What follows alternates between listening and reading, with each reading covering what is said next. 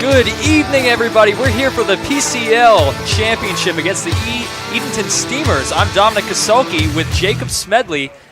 He is the Edenton announcer. We're doing it together, and there's already a bunt trying to be laid from the leadoff hitter, Jackson Ellison. So we're both here tonight. We're going to be doing this for all possible 3 games, at least 2. There's going to be one in Edenton tomorrow night. We have Camden Martindale on the mound, starting for the first game of the championship. He gets a foul back into the backstop. I hope everyone can hear the stream now. Now an 0-2 count to Jackson Ellison. Dominic, glad to be along with you here in the booth. What a great, the rematch from last season, 2023 championship, both teams, going to be a great series. I really can't wait. I wasn't here last season, but I've heard the rivalry has just been great, and it's been great this season. The Steamers have had the upper hand just a bit.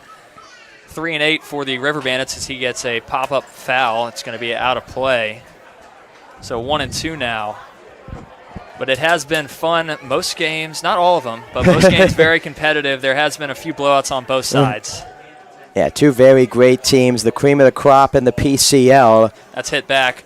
Kevin Jones at second. He's racing after the throw over to first. Going to bounce up, and it's not going to be in time as Jackson Ellison beats out the infield single to start the game. That was a slow roller past Martindale. Jones moving across the middle of the infield. Ellison known for his speed for the Steamers going down the line. Jones had to hurry. Low throw didn't help either.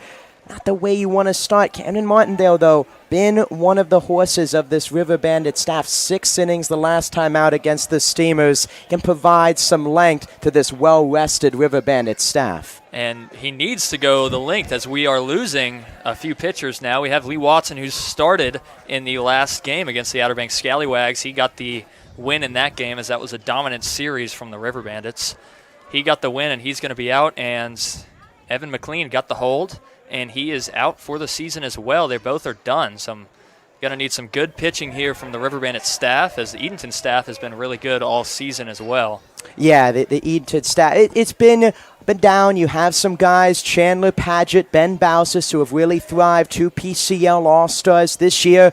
Guy tonight in Zane Loveday, interested to see how he battles through 5 games already against the River Bandits, how he attacks some of these hitters. Is seen a lot. Where does he go? Top of the zone, bottom of the zone. Interesting to see as we get there. 2 balls and 1 strike to Davis Halstead right now, the left fielder for the Steamers with 1 on. Yeah, the righty-righty matchup here. Martindale looking for a ground ball. Doesn't want to let Ellison get to second base early. He gets a ground ball, but it's going to go foul. 2-2 as he works it back from 2-0. Martindale, as you said, went 6 innings his last outing. That was the most he's went all season, and it was only with 91 pitches. He's pitched up to 83 before that, and that was only 4 2/3 innings. So he really has upped his game, and that was the most recent start. He only had 2 other starts other than that, and they were earlier in the season, July 1st and June 9th. So he's getting the big start, his 4th of the season, looking for the win. Here's the 2-2 pitch. That's going to be low and away. That works it full on the scoreboard here. It says 3-1. I feel like I remember there being 2 strikes. Yeah, 2 strikes on the ground ball there. For Halstead at the plate, Dominic, I'm talking to him on the broadcast a few nights ago for the Steamers. His approach at the plate, a lot like Jeff Bagwell, and his kind of short stance. Not if you know Bagwell necessarily, but lower stance to the plate, trying to control the zone. That's going to be a ground ball, a chopper over to first at Nielsen. He scoops it up, throw over to first, and it's going to be in time. There's no one covering first. He gets the force out at second. A wonderful play from Jack Nielsen to scoop that up in time. Throw it over to Johnny Wall at second base. Trying to judge the hop. An excellent play from Nielsen coming in on the grass. Great job by Wall, too, guiding him, setting up on the other side of second. Got to try and throw it over the runner. Got it in there in time. A nice play from the first baseman from Abilene Christian. And that was big. You never want 2 runners on to start the game, as there's a big swing and a miss. That was not even close, as that changeup completely fooled third hitter in the lineup, Gabe Kirk. He's their first baseman, and he has been hot so far in the playoffs. How's he been doing in the playoffs, Jacob? Yeah, red hot. I don't know if I can really describe it. 2 doubles, a home run, 8 RBIs. 8 of the 13 have come from number 29. Someone that has really worked the other way. That's really the biggest thing, talking with head coach Justin Hill, being able to work the opposite field, pulling out of the batter's box early in the season. He's staying in there recently and working to left field with a lot of his hits. The 0-1 is going to be outside as he tries to get a swing on a miss on the same pitch. Doesn't get it. Gabe Kirk, a big lefty hitter.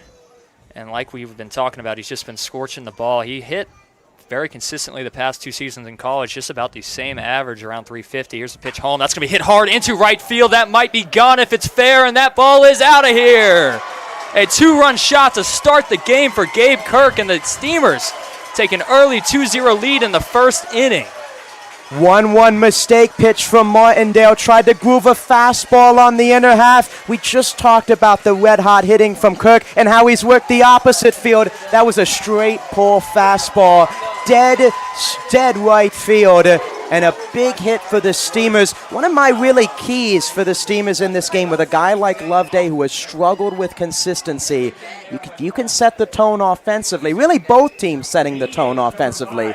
For the Steamers, on the other side, with a guy like Loveday who struggled at times, being able to get those first runs on the board could be huge for his confidence. Yeah, he's going to have the early lead, so he's going to have a very nice cushion to start the game. 2 runs is definitely not enough with the River Bandits bats. How they've been hitting, they had 14 in the first game against the Scallywags, 8 in the second. So their bats have finally awoken again as they kind of died for a little bit with some key departures of Cruz Newman, Colin Hughes, and Ethan Barnes, some of our top hitters. Now it's going to be 2-0 to the cleanup hitter, GMR Santana, and he's usually behind the plate, is he not? Yeah, he's been used. Really a lot of versatility. Came in as a catcher outfielder from Chowan University. Has really been the primary extra hitter for the Steamers, serving in that role. Gives defensive versatility. Has caught really only 3 or 4 games behind the plate, including the PCL All-Star game early in this season.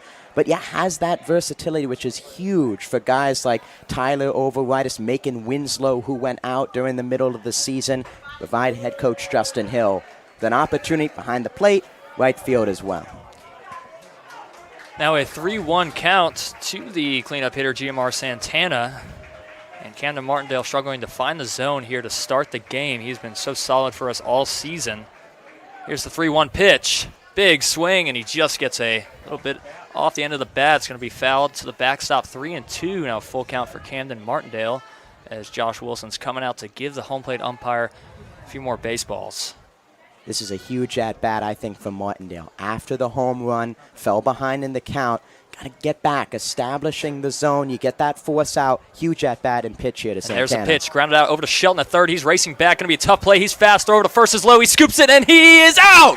What a wonderful play from Jack Nielsen to scoop that up after a low throw from Preston Shelton, and that is big, as you were saying. He needed that out for his confidence. If he reached on an infield single there, you never know how deep the Edenton Steamers can go in one inning. They could really up that 2-0 lead to a lot more, so that is a big out for the River Bandits. And Preston Shelton, another guy talking about versatility with Santana at third base tonight. He's played left field this season. Great staying back on the pickup, playing the hop strong in the hole. Low throw and a great job by Nielsen on the other side.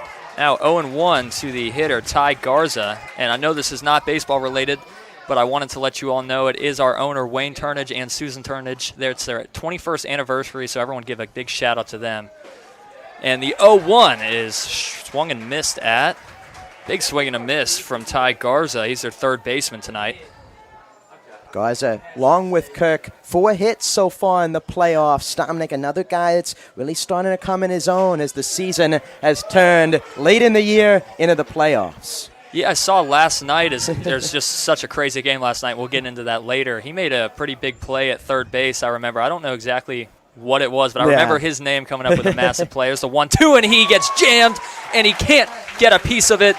Big swing and a miss for strike 3 as Camden Martindale holds it at 2 to end the inning. So we'll be right back here in the bottom of the first inning with our Monty Newton leading off. Zane Loveday on the mound for the Edenton Steamers.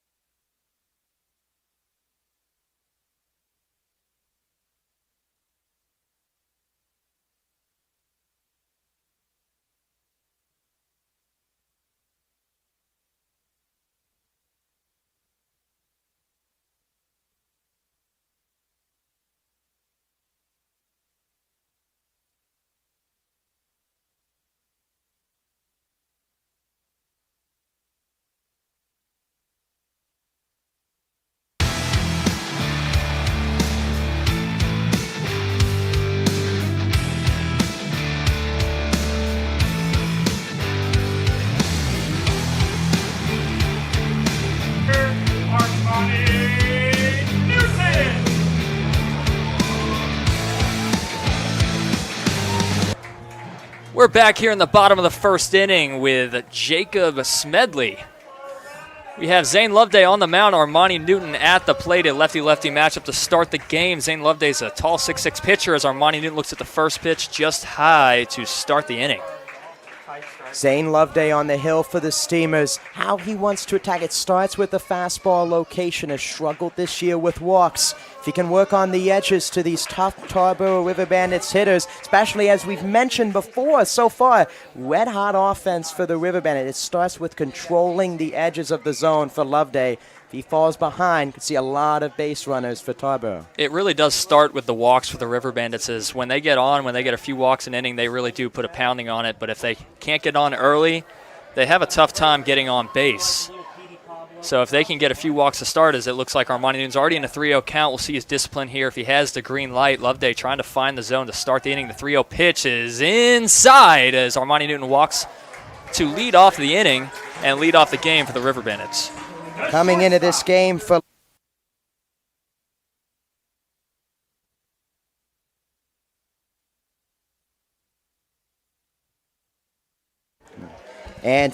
Zane Loveday, 38 walks during the regular season. He's really doing starts, whether it's the first inning, sometimes a really second, third.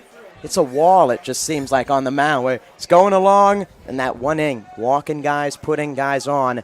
Johnny Wall here, an opportunity for the River Bandits. Infield, really double play depth. Trying to shoot it, has a hole in the opposite field to go to.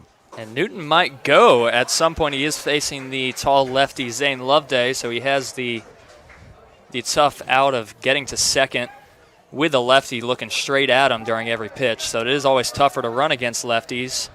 Newton is fast. We have a lot of speedy guys on the River Bandit team. Johnny Wall in a 2-0 count. Loveday still hasn't thrown a strike. Here's a 2-0, and he still has not 3-0 now, and you're talking about a block in the middle of the game. But right now, he can't find it at all to start. And if he gets in a block later in this game, this could be trouble for Zane Loveday on the mound. Yeah, Zane Loveday out on the hill. You talk about the stolen bases, down at 35 for the River Bandits in the matchups against the Steamers. There's another walk there for Loveday. Fastball command just has not been there the first two batters. 35 stolen bases. Those are game-changing steals.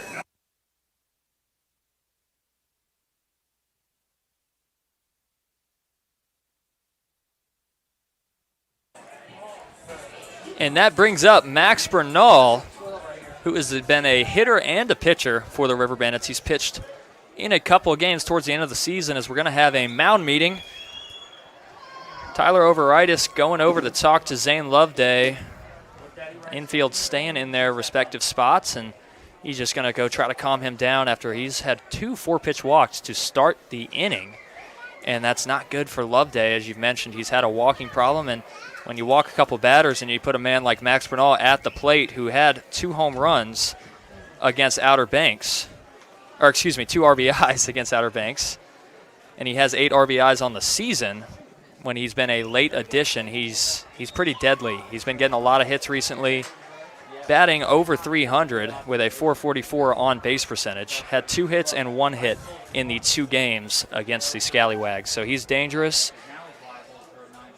And it really started his ability left and right. Some lefties, especially at the college level, struggling against that southpaw lefty-lefty matchup. But it seems like Bernal, Cruz, Newman earlier in the season for the River Bandits, really crushing both righties and lefties at the plate. And Zane Loveday throws his first strike of the game. As Johnny Wall at first, Armani Newton at second, pitch home. That's going to get bounced up, and Tyler Overitis can't get to it. Now 2 runners in scoring position, and Johnny Wall and Armani Newton with no outs, a 1-1 count to the big hitter, Max Bernal. And Eston Snyder, the cleanup hitter, on deck, and Snyder has been hotter than anyone on the team right now. Yeah, that pitch there from Loveday. Talk about guy like Snyder on deck, the right-handed hitter coming up, trying to get this out. Got a 2-0 lead early, but cannot let this inning get away from him. Spike that fastball in the dirt. Got to work on the inner half, trying to jam. 1-1 hit back at second baseman. Going to be a ground out RBI to bring home Armani Newton and make it a 2-1 ball game. River Bandits respond with a run, and they still have a chance to respond with more.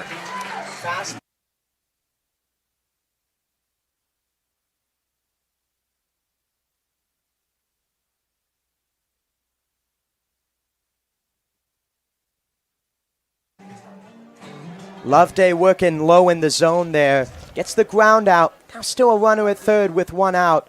Trying to get that maybe pop up. You know, that's his mentality on the mound. If you're Snyder at the plate, try and get it on the ground. Another productive out. Scores a run, if more, to continue the inning going for the River Bandits.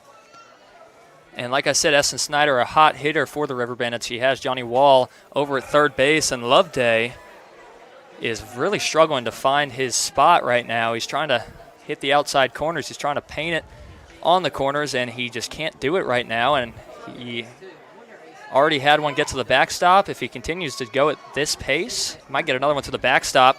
And there's another one in the dirt, really low for the catcher, Tyler Overitis. And if he gets to the backstop, Johnny Wall is going to race home. He's another fast hitter. He's an athletic shortstop for the River Bandits. Something to monitor as well in the Steamers bullpen. Luke Dilda starting to throw. Light tossing already in the first inning. Yeah, another 4-pitch walk, the third of the inning. Zane Loveday was not expecting to already have bullpen work going.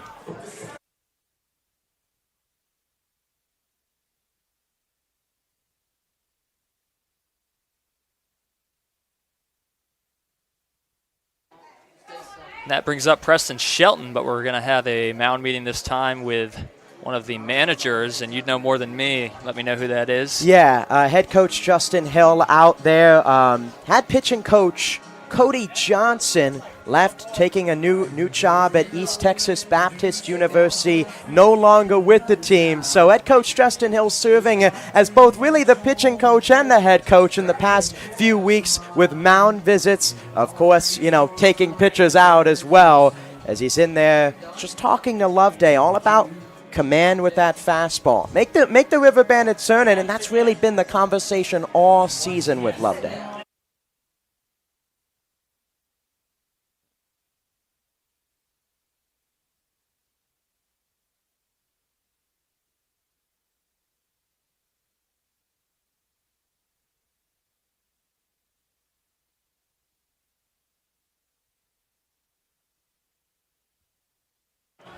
That brings up Preston Shelton, our third baseman. He's pretty much been an everyday player, 35 games played, the most on the team. Snyder's going to go to second, throw over, and there's going to be no throw as they know the River Bandits' strategy to try to get that throw over and bring the runner from third over to home plate. Try to get it, but Snyder's going to get the easy steal with no throw from Tyler Overitis.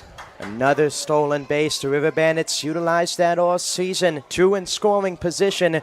Vime Snyder's another ball outside from Loveday. Working to right field. A huge hole out there in right center field. Nate Paulson in right, way close towards the line. And work right center field, left side of the infield too for Loveday on the mound. Starts with that fastball command. Falling behind too many hitters so far. Shelton looks at that one in the dirt. Johnny Wall's going to come home, the plate, and there's no throw. Johnny Wall slides in safely after another low pitch in the dirt, and they tie the game. Fastball low, skips in there for Loveday.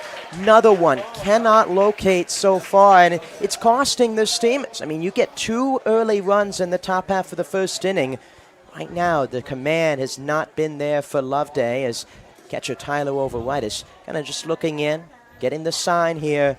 Now the River Bandits an opportunity to go up 3-2 in what has been a back and forth first. Yeah, already a fun game, and you really expected that with how fun the games have been so far this season. River Bandits are 3-8 against the Steamers on the season, but some of those some really close games, and the most recent one, a 11-game extra inning game. So Shelton looks at that one on the upper corner, and the crowd not happy with it, makes it 3-1. Top of the zone there, Gavin West, home plate umpire tonight. Calling that one at the top. The 3-1 pitch to Shelton. He holds up, and that's low and inside for another walk. Zane Loveday now, the fourth walk of the inning, and that puts runners on the corners with J.R. Lingerfeld at the plate. Yeah, another walk for Loveday. That one's trying to get the inside corner. Got the strike high and outside. That fastball, the 6'6 lefty, extending down. Really don't want to extend over the top at that height. You have to find that release point. Two out in front, you're starting to spike it down, coming down the mound. Just does not have it now, something that he's really struggled with this season. And the throw back to first. Shelton gets back, standing up. J.R. Lingerfeld at the plate. and he's been a very recent addition. He started playing against the Scallywags on July 27th. He has a .267 batting average, and in the playoffs, the 2 games against the Scallywags, in the 2-game sweep, he had 3 hits. Runner's going to go. Shelton going to slide in safely, throw over to third, and he is safe. Wow, what a close play. What a smart play from Tyler Overitis, throwing it back to Zane Loveday, knowing that the Riverbends were going to try that with the speedy Snyder at third. Yeah, haven't seen that this season from Overitis behind the plate defensively for the Steamers. Really been a lot of, as we saw earlier, pump fake throws, throw it back to Loveday, almost got Snyder over at third. And a fastball in there for strike one. 1-1 now to Lingerfeld. And he, as I was mentioning, he had 3 hits in the series against the Scallywags. He had 2 singles and a double. He had 4 RBIs in the series. Looks at that one high and inside, 2-1 with first base open. That is a place to put him, but you're coming up with Cameron Greenway on deck. There's, again, another fastball, really trying to find those top of the zones. Cannot work in the heart of the zone. It's a foul ball there, 2-2, but for Loveday, fastball not as overpowering as you would think it is for a guy 6'6". He has to work on the edges here to try and get out of this inning. Starts right here with Lingerfeld. Has a chance of a strikeout. Finally, 2 strikes on a batter, and that's going to be upstairs. Now a full count. And this is really a big spot. If he gets a strikeout or pop-up here, he could limit the damage, keep it tied 2-2. I know there's only 1 out, but it would be a lot of pressure off him. If he walks him here, or if he gets a hit, bring home 2 runs, or put up the bases loaded with Cameron Greenway coming at the plate next. Here's the 3-2 pitch, and that's going to be low. Another walk. 5th of the inning, J.R. Lingerfeld loads the bases with Cameron Greenway coming up to the plate. And head coach Justin Hill coming up. Loveday expressing frustration on the mound. He points to the dugout, so we're going to have a break. A lot of music will be played if you haven't been here. Music being played. We try to mute it. We haven't been as much right now with the double announcer, so we're going to try to mute now with the music. We'll be right back with the new pitcher, and we'll let you know who it is.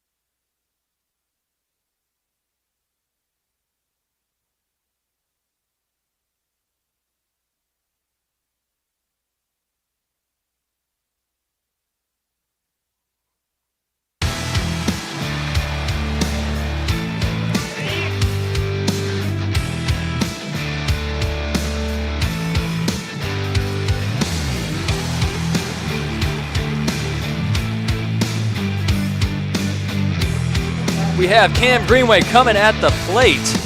with Luke Dilda, excuse me, with the bases loaded. Yeah, Luke Tilda in on the mound for the Steamers. First pitch in there for a strike, something that Zane Loveday just couldn't do on the hill. 26 pitches, 5 strikes to the first 5-6 batters for the Riverbends. Really says all of the 2 runs, no hits, and now a tie ball game. And Dilda, so far this year, very similar to Loveday. When he's on, when he's finding the zone, he can put some innings together, and he's outside the zone, runners on. He's struggled so far this season. And he has 3 runners on right now, not earned towards him, but the pitch home, and Greenway's going to foul that out of play. He missed that one. He's going to want that one back. 1-2 to him. Another tall lefty. He's not as tall as Loveday, but he does look relatively tall on the mound. And another lefty facing off against the righty Cam Greenway. Cam Greenway from Lenore University. He's going to look at that one outside. He was teammates with Kevin Jones, who's our second baseman tonight. Kevin Jones moving over to UNCW, so a big transfer for him. We wish him luck over there. Cameron Greenway, 323 average there. He's going to look at that one inside, 3-2, another full count, nowhere to put him. Breaking ball in there from Dildas. Really, it's all about the fastball, but that breaking pitch, if you can establish the zone, dives out of the zone, really deceptive on the hill. Here's the payoff pitch with the bases loaded. Swings at it, hits it in left center. Paget's not going to get there. That's going to bring Snyder home, and it's only going to bring one home. It bounces away from second, but an RBI single to left center for Cam Greenway. Fastball down the heart of the plate. Greenway, nice inside-out swing to center field. And a tall task for Dilda coming in with the bases loaded. 3-2 count. Try to get a ball in play for an out. Great piece of hitting. Cam Greenway now 4 hits in a game and an at-bat against the Steamers. He's been on every at-bat as a late addition to the River Bandits. Coming up is Kevin Jones, a teammate of Cam Greenway, and now a 1-0 count to him as that goes high. Now the bases loaded again. Cam Greenway over at first. Preston Shelton's at third. He's trying to get home. Pitch home, and that one's going to be upstairs. 2-0. Steamers pitcher struggling to find the zone here in the first inning. Already a 3-2 ball game. Here's the 2-0 pitch. That's going to be low again. Nowhere to put him with a 3-0 count. Might walk home another runner as we've had a long first inning here. Already 7:37, and we're not done yet. See if he goes back to the fastball over the middle of the plate, trying to get a strike. He tries to, but he can't with another 4-pitch walk. And it's going to make it 4-2 River Bandits.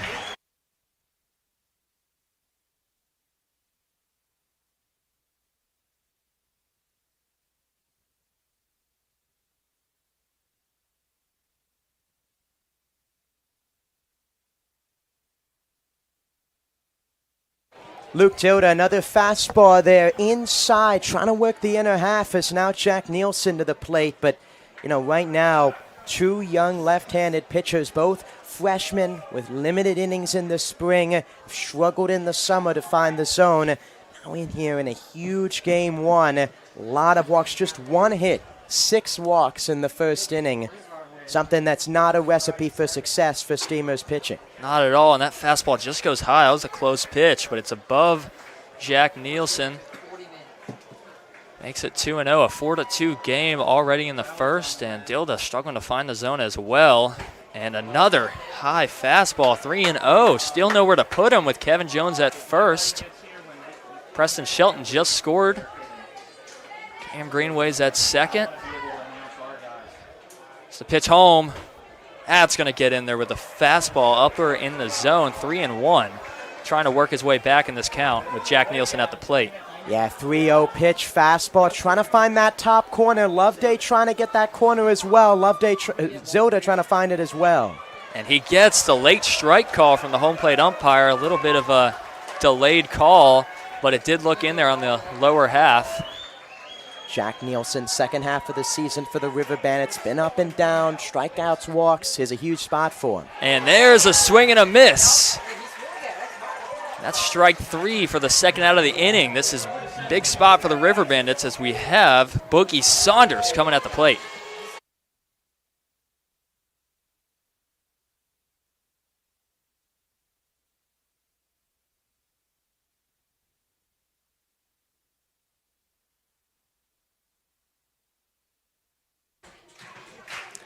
Boogie Saunders coming to the plate here for the Riverbend. It's the fastball there from Dilda, inside half, getting the chase. I mean, could have been ball 4. Don't know how it would have been caught there, but a swing and a half. Nielsen, I think, just trying to do too much. 1-0 count. Dilda trying to get out of the jam and really limit it to 2 runs. Well, really 4 runs. 2 runs up after the Steamers scoring 2 in the first. I think would be a win if you would take it for the Steamers at this point, the way the first inning is gone. It could be, but now 2 balls already to Boogie Saunders with Armani Newton, the leadoff hitter, on deck. We have a 2-1 count now with a breaking ball in the lower half of the zone. Boogie Saunders hitting .250 on the season with a .355 on base percentage, but his biggest attribute is his arm in the center field. He's now in a 3-1 count. I think his bat, as long as he keeps it a pretty good average, he's going to stay in the lineup, and he really has for most of the season because he's just been such a great outfielder for the River Bandits. Here's the 3-1 pitch with the bases loaded. He swings at that, jams it. Could be tough for the shortstop. It's going to be caught by the running Davis Halstead in very shallow left center. Great play from Davis Halstead to run that down. Halstead, the cap coming off. He's now having to get Drifton Paget to come give him the hat. A big out from Dilda. Gets a little word from the assistant coach, Delton Stallings. Big inning for both sides. Yeah, we'll be right back in a 4-2 game. We'll be right back in the top of the second inning.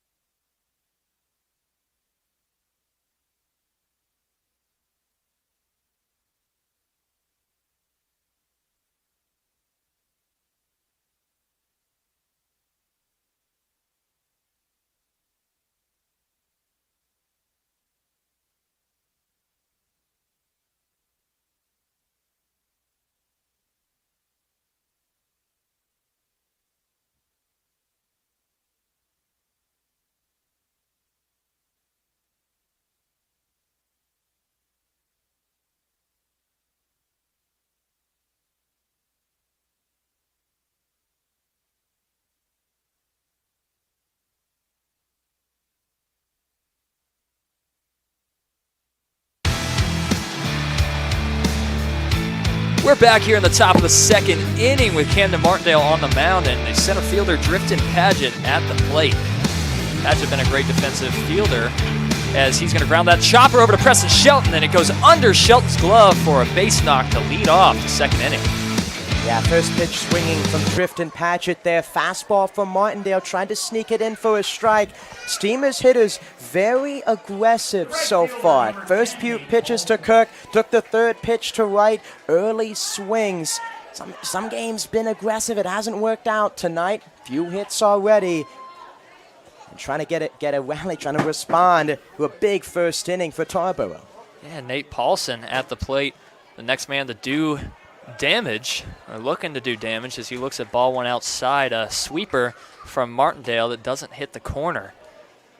Sweeper, you think that's a sweeper, Tom? I know it's the new term. It looks slider. It's a bit like a sweeper to me.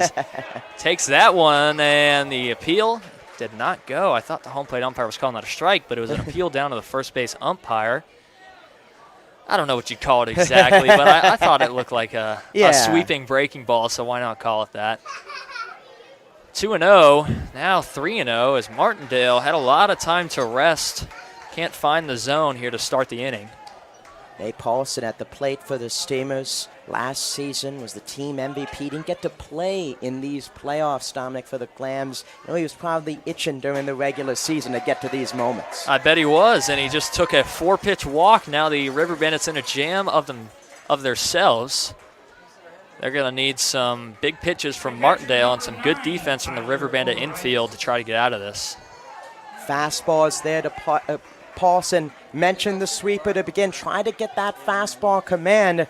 Really, all 3 pitchers we've seen so far. First, second, Martindale on the mound for the River Bandits. That fastball command so key for all of these guys, college ball players trying to get going. He pops that one foul above the stadium. Might hit a car. So we have Tyler Overitis at the plate. Overitis in the regular season hitting .242 with a .411 batting average. He has 2 home runs on the season. It's not totally common with a catcher behind the plate to be hitting like that, and he's a really good, really solid catcher for the Steamers. 0-1 pitch, going to be way outside. 1-1 to the batter. First and second, no outs. A 4-2 ball game as the River Bandits are really going to have to get out of this jam. It could be a high-scoring affair. We've had a high-scoring affair. We've had a 23-14 game earlier in the season over in Edenton, and I didn't get to call that, but Jacob, you did, so that must have been fun.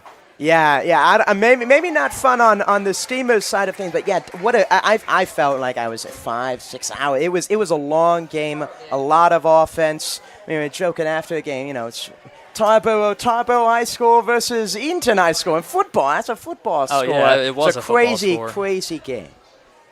Yeah, always. We've had a few here in Tarboro, not really against the Steamers, but I like the high-scoring games. They're fun to call as Martindale's 1-2 pitch is going to go outside. Now 2-2 to the batter Overitis. He's looking for a strikeout, pop-up, or a ground ball. Doesn't want to advance those runners both in the scoring position with one hit being able to tie the game if they're both there. Martindale there waving his arms, maybe for a baseball perhaps after the foul ball. Pitch home, just piece of it. Fouled it off into the Steamers dugout. Overitis staying alive with a pesky at bat, 2-2. Change up there, working the outside half to the lefty Overitis. He went in on the lefty Kirk, put it into the trees in right field. Now trying to work outside to the Steamers backstop in Overitis. Few change-ups, fastball on the outer half. See if he goes back out there. Looks over at second, the 2-2 pitch. That's upstairs and outside, a full count. If he walks him here, the bases are going to be loaded with no outs, and the Steamers looking for redemption after that tough inning in the first. You talk about a go-to pitch for a guy like Martindale. It has the velocity on that fastball, just hasn't had the location. Wonder if that home run on the fastball might have got to him with that confidence. Has to rely now on the breaking pitch. And the payoff pitch, swung on, fouled, pulled foul again. Stays 3-2, so we'll do it again. Breaking pitch down in the zone, trying to get the left-handed batter Overitis to swing over top of it. Excellent pitch, just a better swing by Overitis with 2 runners on. And Martindale getting a couple ground outs, but they both go foul. He's looking for an infield ground out, maybe a double play. The payoff pitch just on the outside corner, and he rings him up. Tyler Overitis thought he got the walk to load the bases, throws his bat walking down to first, but he gets struck out looking for out number 1. That's a great pitch, mentioned earlier, outside corner. Gavin West got the zone, called the strike on the outside half. Overitis didn't like it, but if it's close enough, he got a swing and a good change-up breaking pitch, stayed outside to the left-handed batter. It definitely was close. I'm not so sure that it was in the zone, but as a River Bandit fan, you got to be happy with it. That, I thought, might have been in the zone. Must have been a little high. Makes it 1-0. As our scoreboard here at the stadium just turned off, but we're right back on. So Martindale in a 1-0 pitch, or 1-0 count with 2 runners on. He got the big strikeout of Overitis, and it was definitely questionable, but it was close enough, like you said, to where he probably should have tried to foul it off, as he's been doing earlier in the at-bat. Martindale turning around to potentially throw. There are a handful of those in the Steamers night series, where Nice pitcher, turn around, toss it back to an infielder, not even covering the bag. Martindale just turning around, giving a look with Jones, Scott in the bag.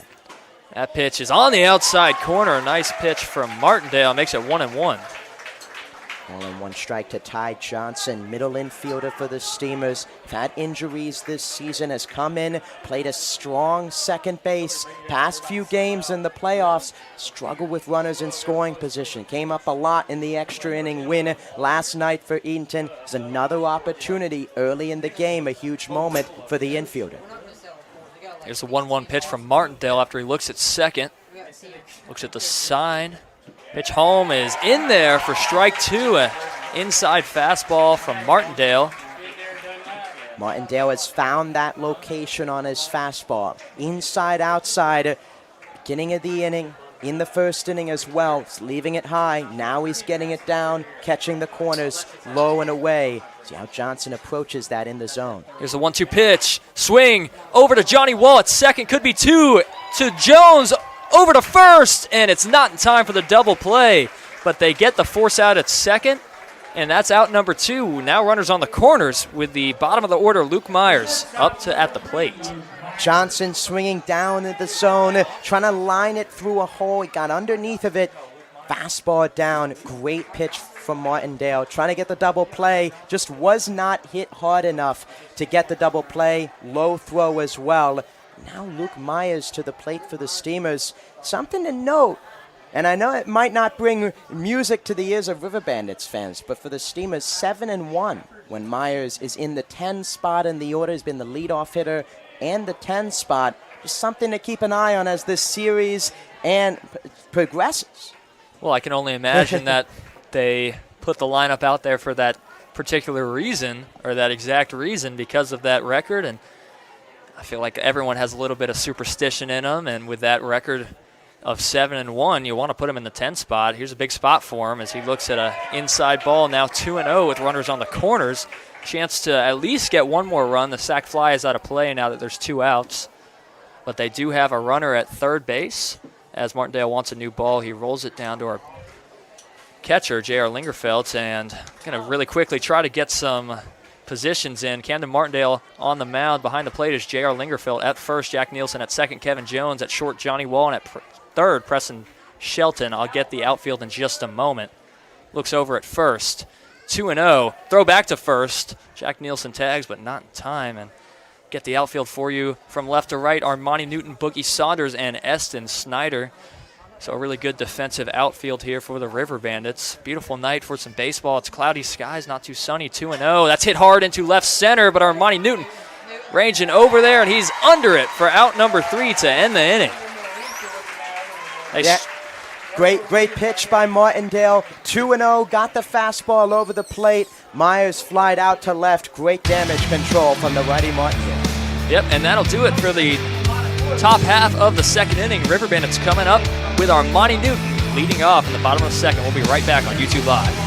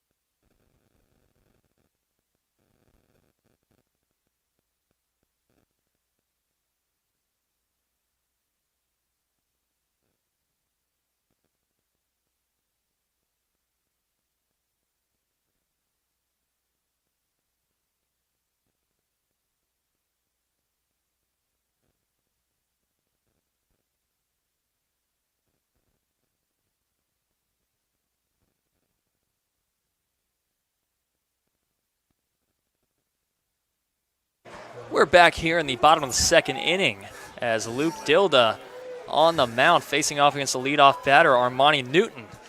So you hear leadoff batter, and you think maybe we're in the first inning, but we went through the entire batting order just through that first inning. So many walks, and now 2-0 to Armani Newton, who already has a walk this game, and it feels like we're going to say the stats of all the players to the River Bandits side in the first inning. I mean, going to say the same thing, basically. Yeah, 2 balls and no strike. Now 3-0. Dilda now with a clean slate, came in with the bases loaded. It really starts without number 1. Fastball command again, started with the breaking pitch and falling behind in the counts. And now a 4-pitch walk. Armani Newton gets a second walk of the game, up in that on-base percentage, with Johnny Wall coming up.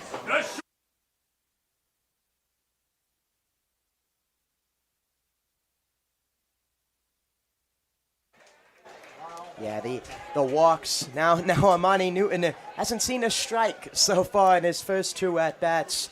Been a pretty lackluster couple of at-bats for Armani Newton, as he just pretty much had to sit there and watch the ball come at him. He didn't really have to move or flinch or anything. So 1-0 now to Johnny Wall, who also got a walk and a run. Armani Newton got a run in his first at-bat. Goes back to first in time. And I kind of want to get the Steamers defensive lineup, as we had Zane Loveday on the mound. Now it's Luke Dilda. Didn't think he was going to be out that early. We have behind the plate Tyler Overitis at first, Gabe Kirk at second, Ty Johnson at short, Luke Myers, and at third, Ty Garza.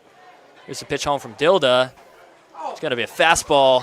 Pounds the strike zone there, 1-1. And from left to right, we have Davis Halstead, Drifton Paget, and Nate Paulson. Yeah, that was pitched low in the zone, got the bottom of the zone, throw over. A nice throw over. Almost caught Armani Newton sleeping a little bit. It was a little bit low, but he wasn't far enough off the plate. Defense for the Steamers here. Myers bit straight away. Johnson really around the second base bag. Hole on the right side for Wall.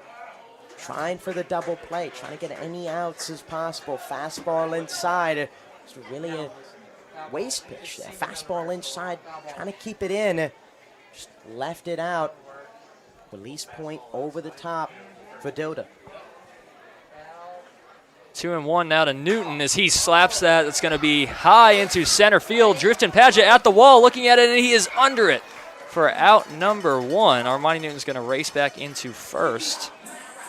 Fastball in her half. Wall got the bat to it just on the inside half, but a good pitch from Dilda. Getting the fastball over on the inside half. That's where you want it to a guy like Wall. Any farther out on the middle part of the plate, we could be talking about a home run in a 6-2 game, but got it just in off the bat, got out number 1.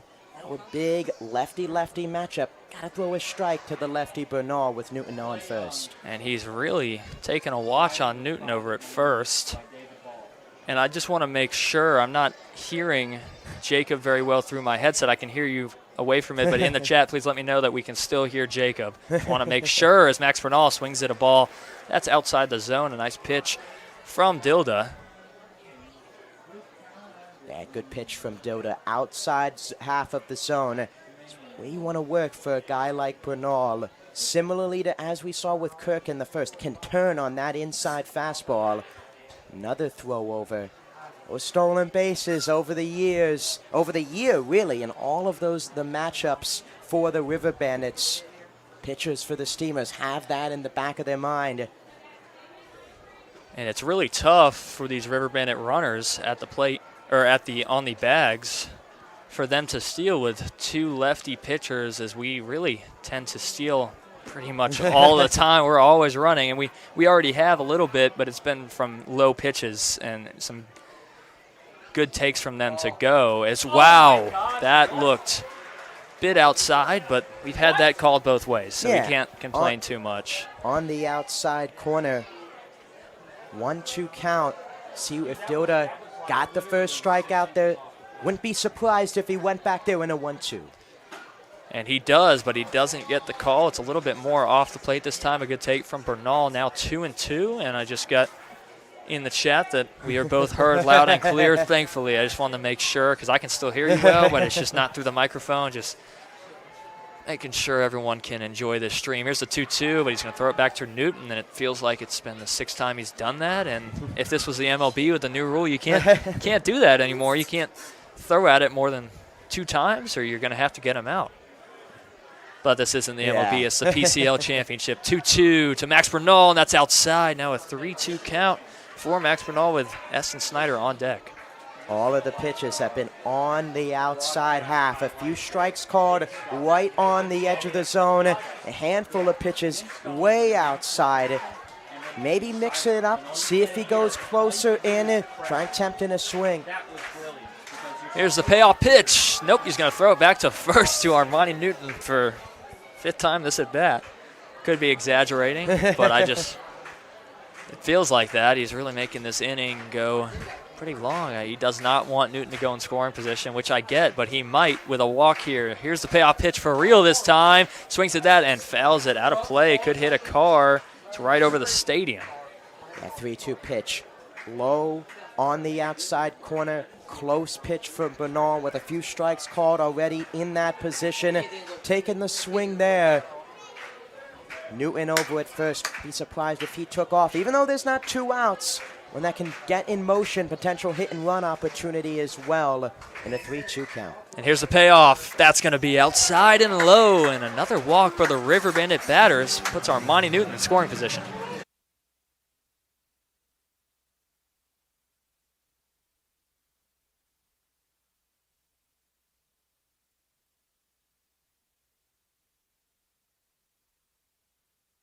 All right.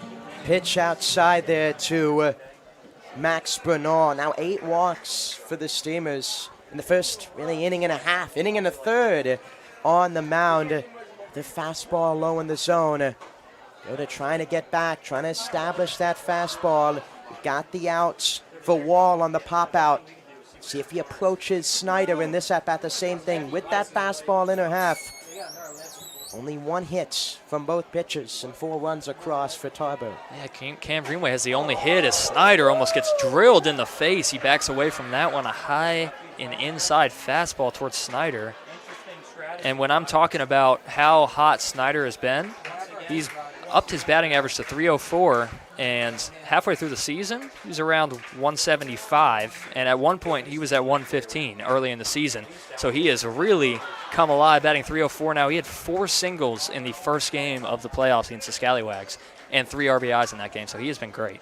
And you talk about a guy like Snyder, a handful of them on each side that as the season progressed, getting more and more comfortable, seeing the pitchers over again, changing his approach, making those proper adjustments. He hits adjustments. a high fly ball towards center field. Drifting Paget, ranging back, he gets to it. Newton tagging second, going to get into third safely, and Max Bernal is going to stay at first. Almost.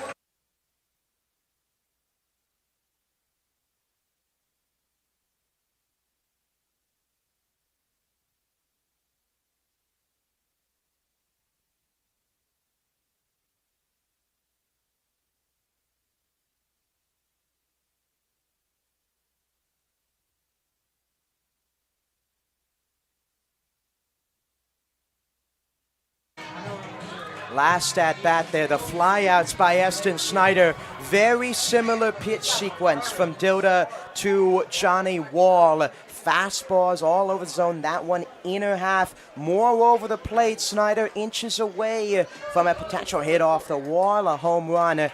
Huge out number Shelton 2. Pops that up into left field. Halstead walking over to that one, and he is under it for out number 3, and the River Bandits strand him on the corners. Great pitch by Dilda. Flyouts, 2 huge outs. Look dangerous to begin the inning. Dilda is out of the gym. We'll be right back here at the top of the third. A 4-2 ball game. River Bandits lead.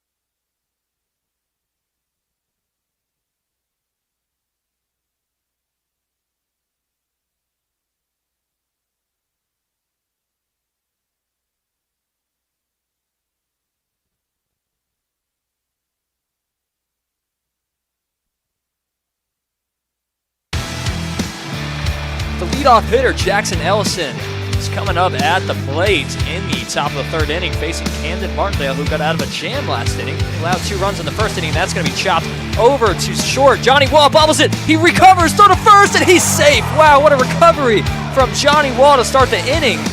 But he can't throw him out in time. Slow ground ball up the middle for Wall ranging. That bobble cost him. If he came up with that cleanly, would have got the fast Ellison. Really double pump too, trying to get out. He's got a strong throw, but Ellison reaching on his second hit of the game. I'd say that was a single. What would you say? Do you think he'd reach on air?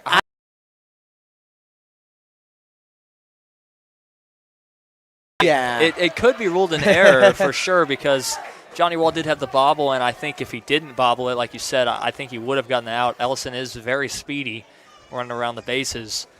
Either way, good job from Ellison to get on base, and a great attempt from Johnny Wall to try to get the out. Martindale now on a 1-1 count to Davis Halstead.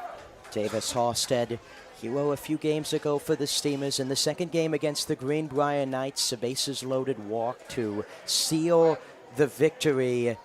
So far this playoffs, a hit, 3 games so far. So what a run there in his first at-bat on the home run by Kirk on a fielder's choice. In the 2 spot. He's been in the 2 spot, 3 spot. I think he's the perfect 2-hole hitter for this Steamers lineup. Send the table. He has speed. He's second on the team in stolen bases. He's really everything that Coach Justin Hill would want for the Steamers. Right here for Martindale. Get the fastball going. Try and retire it. Yeah, Halstead has 10 steals. Drifton Padgett has 11, so he's right there with the stolen bases. Here's the 1-1 pitch. 1-2, excuse me. That's hit back over Martindale's head. Going to go into center field. Another base knock. Now another jam from Martindale with runners on first and second and no outs. The same as last inning. Breaking pitch out towards the bottom of the zone. Halstead, short swing to it. Hits it up the middle. I mean, that's a great pitch from Martindale in a 1-2. Trying to get a guy to chase. Just a better swing by Davis Halstead, the Steamers left fielder. Staying through the ball. Sometimes those righties try and pull it on a pitch outside. Staying through to the zone up the middle. That brings up the hot-hitting Gabe Kirk with 2 on, no out, and that's not what you want if you're the River Bandits or Camden Martindale. Pitch home, he's going to hit it back over towards Johnny Wall. He dives, can't make the play. He's not going to run on Boogie Saunders, which is very smart of Jackson Ellison.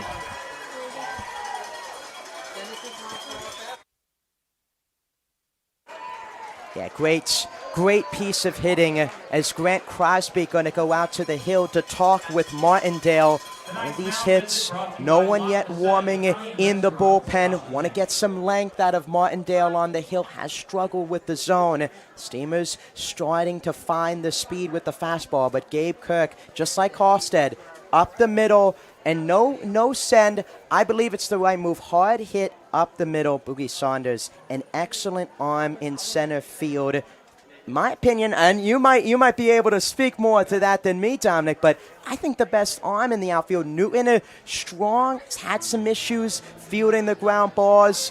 But Boogie Saunders can really let it fly. Smart hold with the momentum to keep him loaded. But right now, if you're Martindale, what I'm saying if I'm Coach Crosby, got to establish the zone, get ahead in the count. That breaking ball has been his go-to pitch. His fastball has struggled with hits and now walks. I think you got to lean on that breaking pitch. Yeah, I agree, and I definitely agree on the comment on our outfield. I think Boogie Saunders for sure has the strongest arm, and he has thrown out the most runners. I don't have the stat in front of me, but he 100% has. There's been so many plays at the plate and at third where he just totally bombs it. So that's going to be popped up in one pitch. Boogie Saunders running over there. Could be a tough play. Might have lost it for a second. Runner is going to stay put. As you see that arm put the play, and he puts it right in the spot of J.R. Lingerfeld's glove. And it's a good thing Paul Ellison didn't run, because he would have been thrown out. That's out number 1 for the River Bandits. There's a huge out there from Martindale. Went right back to attack in the zone. Cannot shy away with the bases loaded. Right at Santana, just underneath of it. That's why it was so shallow. Maybe it was a little bit deeper. Maybe straight away center, deep center. That's where you send him. But too shallow to send the runner from third.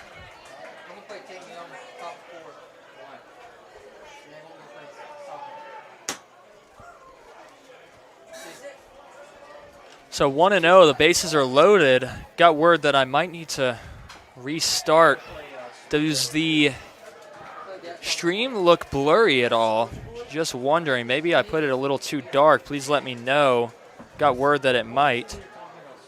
So 1-1 now to the hitter, Ty Garza.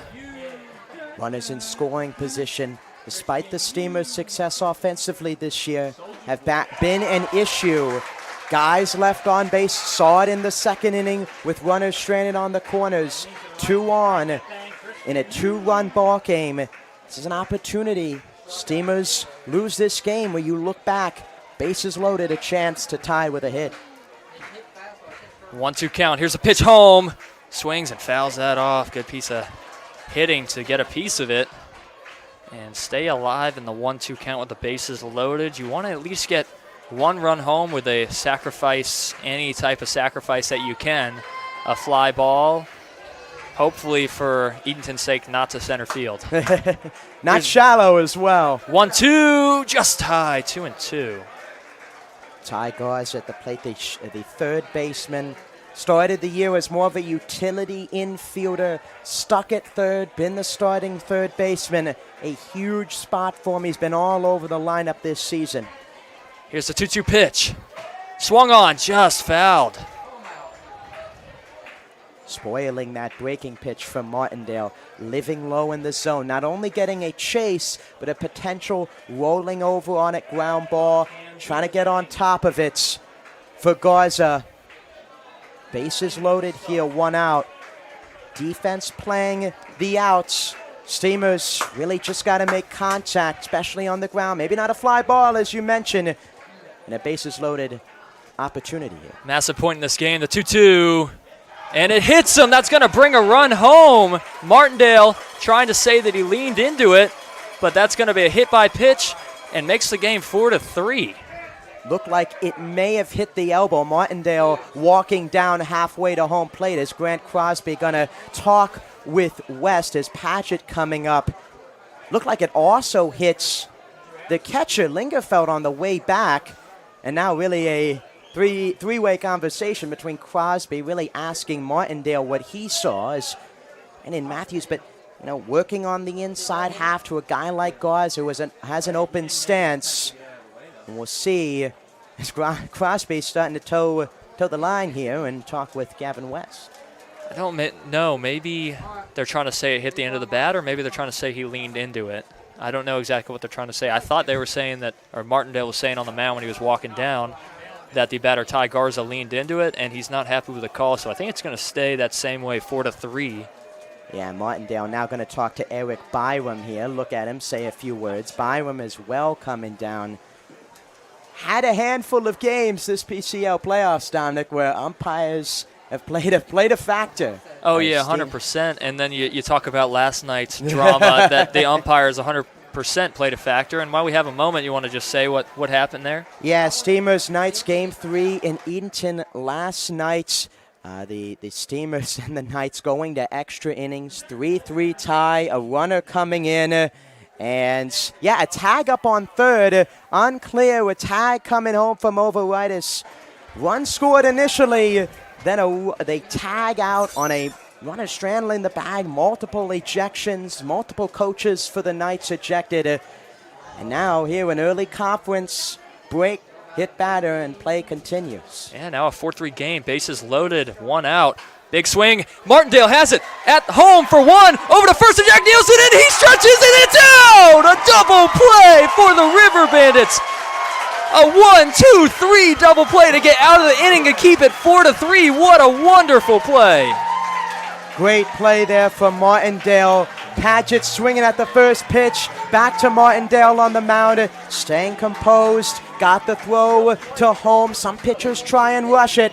Martindale, the big out there. We'll be right back here on the Tarboro River Bandits Sports Network, going into the bottom of the third inning.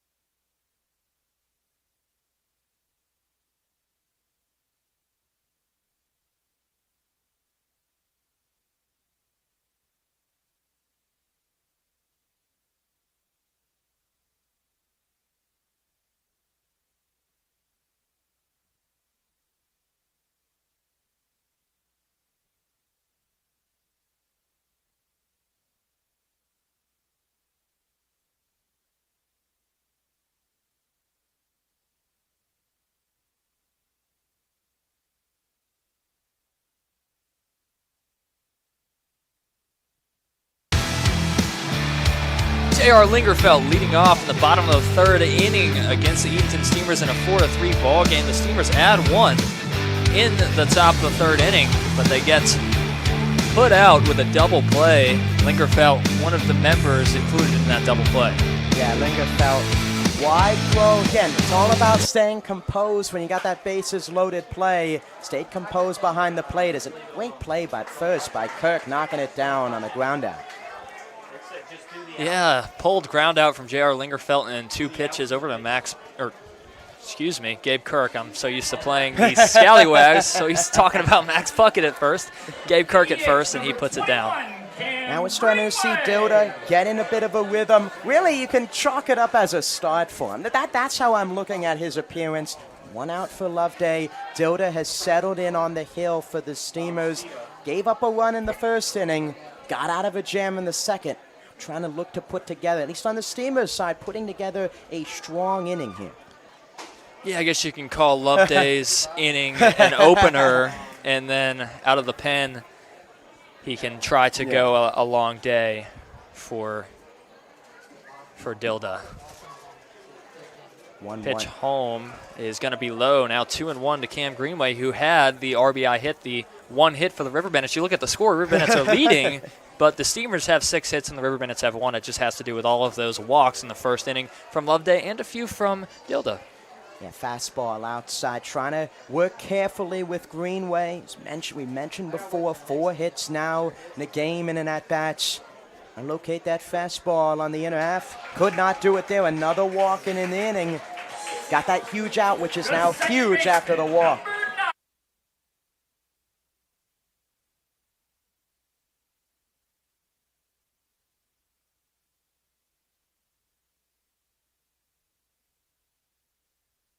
Yeah, getting that leadoff man out is always huge, and then you walk the next batter, you think of how huge it is because he could be in a jam just like Martindale was in the last inning, as that's going to be inside. Almost hits Kevin Jones in the leg, but he backs away from it. Kevin Jones with the walk his first time. Looking at Dilda on the hill. He stands closer towards third base. That extension has gotten the better of him at times with that fastball way inside to righties. There's a good pitch there, staying straight through to Jones.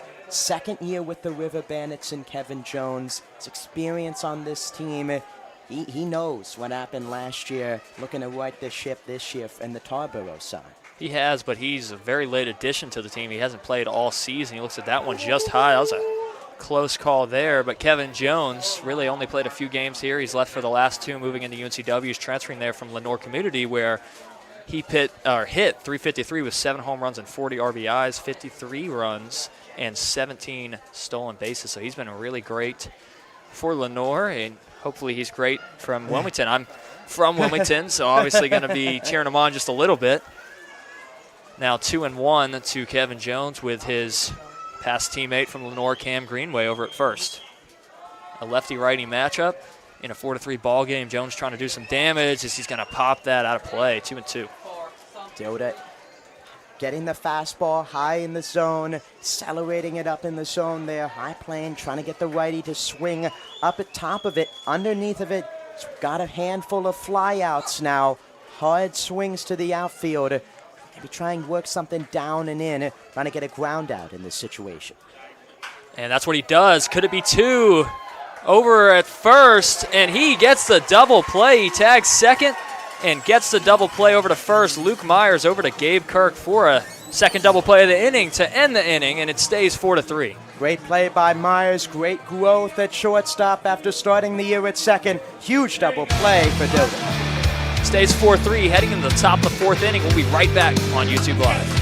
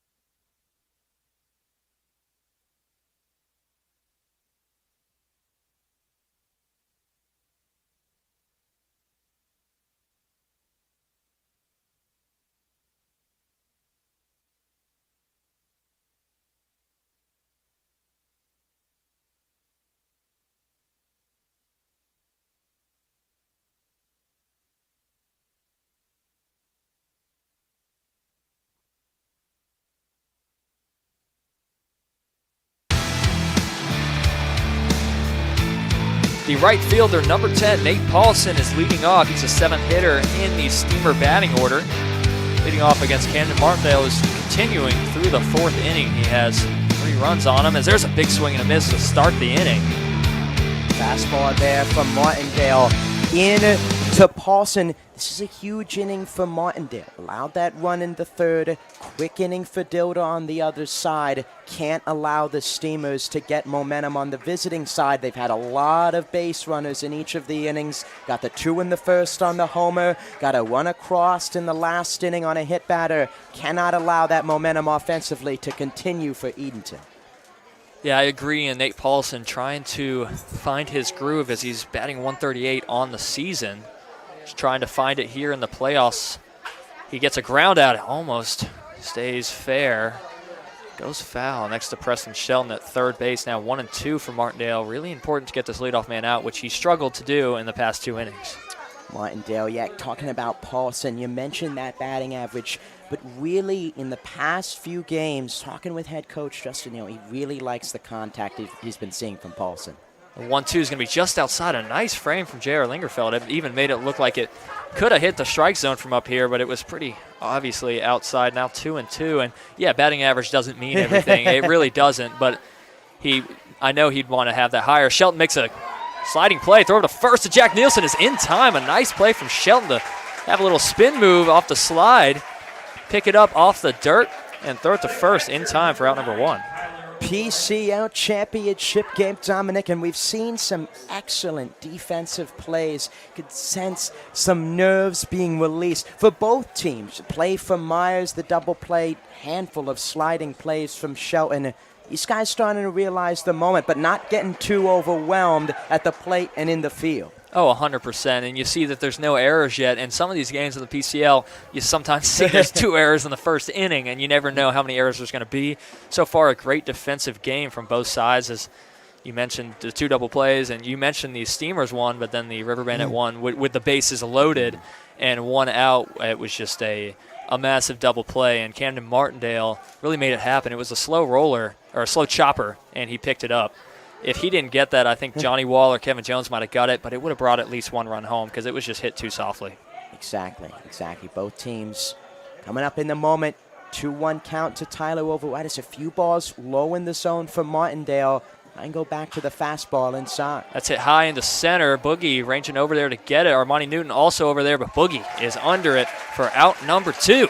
2 quick outs from Martindale, as that hasn't happened so far for really either side, and I don't think there's been a 1-2-3 inning yet. Hasn't been a 1-2-3 inning. The closest we had was that the top half of the bottom half of the 3rd, excuse me, Martindale looking to do the same thing as offenses coming out red hot, and now both pitching staffs starting to settle in. And a ground out over to Johnny Wall. He's charging and throw over to first is in time for the 1-2-3 inning, and the River Bandits are going to get their bats going a lot faster than what it's been recently. A lot of defensive play for both sides.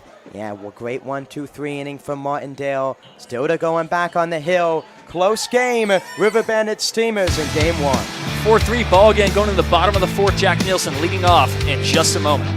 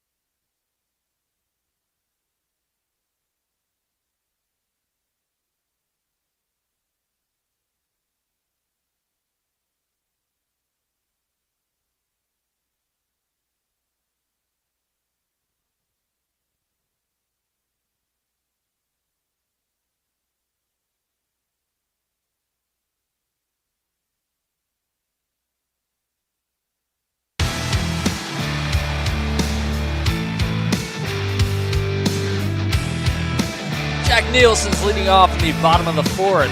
Continuing on the mound is Luke Dilda, who's pitched a pretty solid 3 innings so far. Two and a third, excuse me. We're in the. Maybe I'm foreshadowing that he's going to pitch another good inning, and he really had that coming in the first inning. He had that walk, and he struggled to find the zone just a little bit. But other than that, nothing really big has happened against him. He's kept it at a steady pace to where the Steamers added 1, and it's still 4-3. And that's where head coach Justin Hill wants out of Dilda, that length, keeping this game close as we get into the later stages. 4-3 game. Strike order Nielsen. Strike out his first time with runners on. It's an opportunity, clean slate. Try and get on.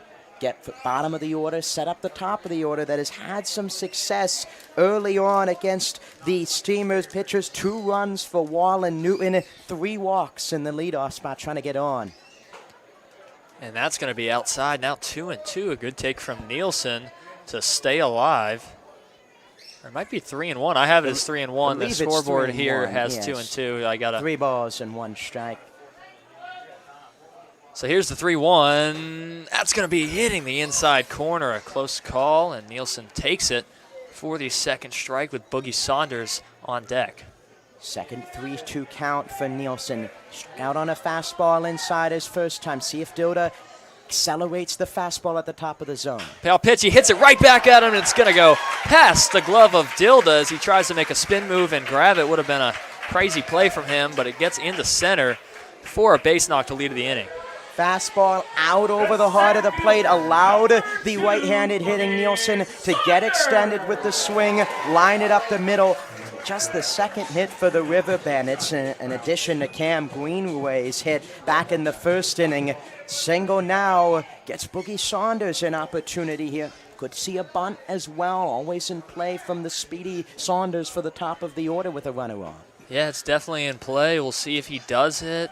Well, we have a throwback over to first. Check on Nielsen, and Nielsen's really not a guy you think is going to run too often. We've had him run a couple times with a man on third to kind of juke out the catcher behind the plate. And it has worked at times, but Nielsen's not really the guy you think is going to run, especially with Dilda being a lefty pitcher. Here's the first pitch as he fouls that out of play. Dilda now on the hill of 60 pitches in relief of Loveday, who threw 26. Something to monitor. 3-game series. A lot of these guys with handful being used in game 1. Steamers not getting an off day. The River Bandits more arms with the off day yesterday. See how that pitch count is used as the inning goes on. There's a big swing and a miss from Boogie. Makes it 0-2. Can't get to that fastball from Dilda. Fastball again. Really one of the 2-strike counts. First time I think Dilda has gotten ahead 0-2 right away. See where he goes. Has some pitches in his arsenal. Boogie's going to try to work it back. The 0-2 pitch is going to be low. Good take from Boogie.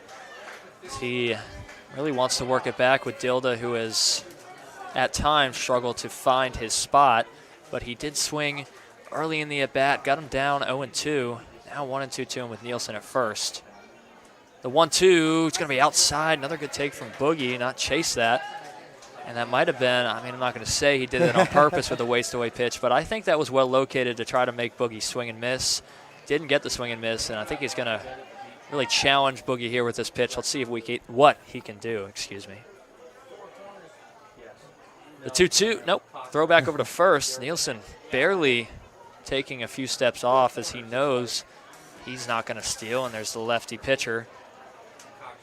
But Dilda has really been watching those runners. He knows how much the River Bandits steal. Here's the 2-2. Got to be upstairs, outside, full count. Went to 0-2, now to 3-2. Talked about it all game. I'm going to sound like a broken record, folks. The fastball command, the command with that fastball. Steamers, River Bandits, pitchers alike, that's where it starts. And right now, Dilda trying to get that location back on that pitch. He's worked it inside to righties. Work on the inner half. Try and get a jam shot from Saunders with a runner on.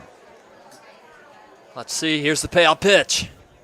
He pops it up over towards second baseman, and the shortstop, Luke Myers, is going to take it just to the right of second base for out number 1.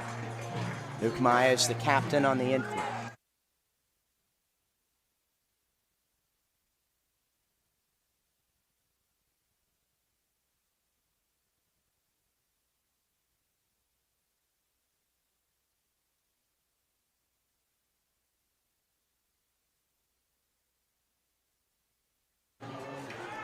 Luke Tilda working low in the zone there, getting the huge out number one. See if he can throw a strike in there to Newton. 2 straight walks, no strikes, and another one outside. Luke Myers on the catch. Luke Myers, captain on the infield for this Steamers team. On and off Johnson. It was on his side of the bag. Yeah. Just making sure no communication errors. We talk about that defense so far. It's been great, and Luke Myers, like you said, if he's the captain of the defense, he has the call-off ability, and that's what he does to the second baseman, Ty Johnson. He gets the out, so there's no discrepancy between anybody. Now 1-1 to Armani Newton as he looks at his first strike of the game. Throwback over to first, and a good throwback, but Nielsen's back there in time. And it looked like after the first pitch, they were just totally scared to throw to Armani Newton. It looked like they didn't even want to see him swing the bat tonight, but might have to now. Lefty-lefty matchup and a 1-1 count. And he does, and it's fouled back very sharply, straight back, almost hits our camera. Now 1-2. Armani Newton, all-star game, was great. Great calling that, great talking to him after the game, too. He was participated in the home run derby, hit a home run his first at-bat in that all-star game. Great power hitter, but also works to off fields. Had the double in the last matchup between these two teams in the 9th inning to the opposite field. Great bat that you want at the top of your lineup. The Bandits looking for a big hit from him here. And he gets another technically walk. He gets a hit by pitch, so he gets on all 3 times, and he's continuing to get on the bases and give the River Bandits bats a chance to bring home some runs. That was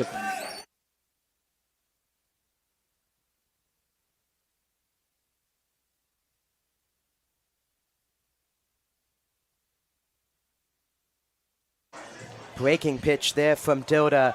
1-2 count. That just can't happen on the mound. You cannot. You're trying to work the breaking ball inside. Hit batter in a 1-2 count.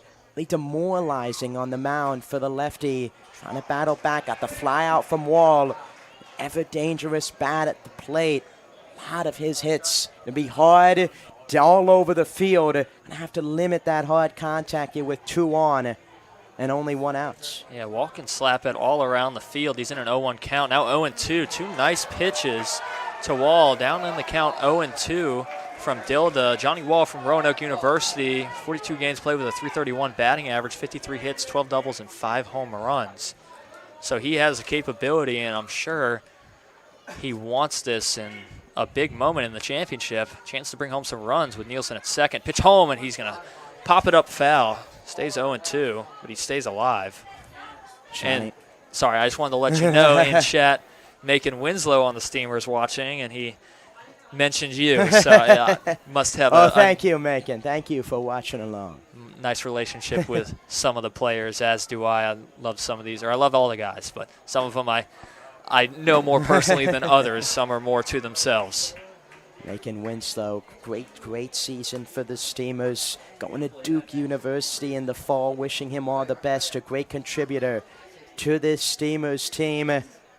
Now Tyler Overitis in this game at the plate, trying to guide his lefty. 2 runners on with the heart of the order coming up for the River Bandits. The 1-2 is going to be upstairs and outside, 2-2, and that's 2 times in a row where you get 2 strikes, no balls, and you can't find the zone after it. And now he's in a tough spot. Yeah, really going to have to work through it on the mound for Dilda. You got to locate that fastball. Wouldn't be shocked with an extra pitch. Try and go with the breaking ball. Try and get a chase. Pitch home, and he's going to slap it foul. It's got to be out of play. Stays 2-2, and Johnny Wall working it good at bat. He was down in the count early. Worked it back to 2-2. Now a couple of foul balls. Staying in it with runners on first and second. He's looking for the pitch he wants. And he might just get it here. A pesky at bat from him. Dilda on the mound with Newton at first. Nielsen at second. Pitch home. It's going to be just outside. A good take from Wall, and it was a good frame from Overitis, trying to get the call from the home plate umpire. It makes it full. Trying to get that top corner of the zone against Johnny Wall, trying to work the outside half. Full count here. Action in the bullpen for the Steamers. Another lefty, Ruben Costin, getting warm. And a chance to load the bases for Wall. Here's the payoff pitch. Big swing and a miss. And Dilda gets the strikeout for out number 2. A massive strikeout in the 4th inning. Very similar pitch to that last one for Dilda. Low in the zone. Wall trying to protect as well. Very similar pitch. Trying to protect. Get it in play. But a big pitch for Dilda. Still has to get through Max Bernal. Very dangerous lefty. He has 5 doubles on the season. And he's looking for another one here. He's going to get the first strike in there. Dilda does against Max Bernal. So he's up in the count once again. 3 batters in a row. It's not 0-2 just yet. We'll see if he gets it there. But he got the out last time with Johnny Wall. Going to try to get ahead to Max Bernal once again. And I mentioned earlier that Bernal also pitches for the River Bandits. He hasn't pitched in a little while, and for the River Bandits, that was his first time pitching in a year. And I don't want to say it's surprising, but he's pitched 3 1/3 innings, and he's only had 1 earned run. It really has been a couple of good outings from him out of the bullpen in times where we couldn't use some of our pitchers. Their arms just weren't ready. So the 0-1 to him is going to look at that one just inside. A little flinch from the home plate umpire makes it 1-1. Tyler Overitis holding it there very close, but very similar to the first pitch there, 1-1. Different approach from Dilda on the mound in the second at-bat versus Bernal. First at-bat, breaking balls, fastballs, got a few calls on the outer half, now completely switching to the inside half. The 1-1 is going to be low and away, 2-1. Going back to the outside half, fastball low and away. Try and creep in there for a jam. Bernal got to be sitting fastball here in a 2-1 pitch. 2-1 with Newton at first, Nielsen at second. He's trying to bring Nielsen home. He's not the fastest runner on the River Bandits. He needs a deep hit, and he might just get it on ground out, but it's going to be just foul. If it stayed fair and Gabe Kirk couldn't get to it, that's getting to the right field wall, or Nate Paulson could have got to that or ran it down. We might have seen a play at the plate. That would have been fun, but it's going to be 2-2. Talking about that pitch, Loveday, inside, outside, went with the 2-1 pitch. It's 1-2 pitch outside, 2-2, 1-1 pitch, outside, 2-1. Work back inside. Maybe try and work outside again in terms of the pitch sequence to get Bernal. The 2-2 is going to be just low, and a good take from Bernal as that looked like it was in the strike zone, and it just dropped at the last moment. It's a good pitch from Dilda, trying to get him to swing and miss. And another full count for one of the River Bandit bats. Chance to load the bases with Eston Snyder, a hot hitter on deck. This would be big. Payoff pitch from Dilda after he looks at second. He slaps it, but it's going to be foul. Fastball on the outer half, working the outer half again, trying to get a swing, light contact. Great job by Bernal at the plate, keeping the bat head through the zone on the outer half, staying with that fastball, working to the opposite field. So tough in a lefty-lefty matchup for the lefties to stay in there at the plate and stay through the baseball to the opposite field. And he just stayed alive with that one, and that was kind of a stay alive swing. He wasn't trying to get anything with that one, and he does great with that. The payoff pitch, runners go. He's going to slap it foul once again. He grounds that foul, actually, but it's going to be just to the right of first base. Gabe Kirk getting a lot of scares, a lot of play there where he might have to make a dive and grab for it. Talking about Gabe Kirk at first, his development, his improvement, stopping, willing to give himself up over at first base, and that's really the biggest thing for an infielder. Willing to give yourself up, preventing any ground balls to get through. Some of these so close, really hard to make a play on it. Here in a 3-2. We'll see if Bernal pulls it there again. The payoff pitch from Dilda.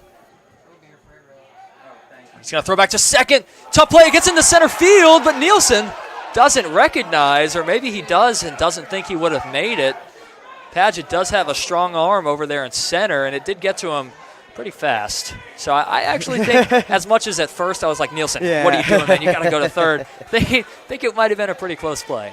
A pickoff there. Usually, again, we've seen it now a few times where The second baseman, shortstop, trying to run almost right with, parallel to the runner to the bag. Scary play there for Dilda. The payoff, he hits it foul again. A long at bat from Bernal. What a great job from him staying alive. Third straight foul ball, approaching double digits here. Dilda's really thrown the kitchen sink out there. Fastball, breaking pitch. Got a breaking pitch in there. It's been mostly fastball. He's worked really all over the zone. Know where he goes to next. Outside, inside. Try and go inside, try and jam him. The ninth pitch of the bat is going to be grounded very softly over to Dilda on the mound, and he charges over to first, tosses it over to Gabe Kirk for the third out. River Bandits strand him on first and second. Great play by Dilda. PFPs tonight, Dominic. The pitchers making some nice plays. They really are, and we're going to see if Camden Martindale, well, no, we have Adam Quincy coming out on the mound in relief for the River Bandits. We'll be right back in the top of the fifth inning.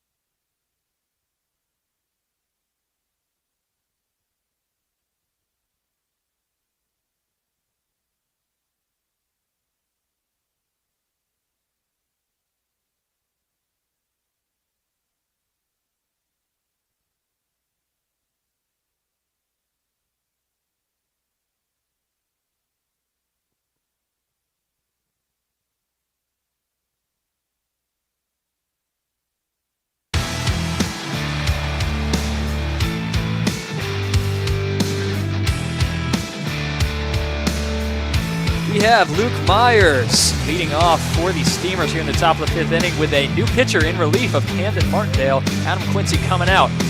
His first pitch is going to be upstairs and outside, 1-0 to the bottom of the batting lineup, Luke Myers, who Jacob over here said he was the captain of the infield, and 7-1 record with him in the bottom of the batting lineup. And he's up in the count, or ahead in the count, 2-0 now, very quickly with Adam Quincy not finding the zone on his first two pitches. Captain of the infield, team MVP as well. The awards given out for the Steamers at the end of the year. Really in the second leadoff spot tonight at the 10 spot. Works his walks, very patient at the plate.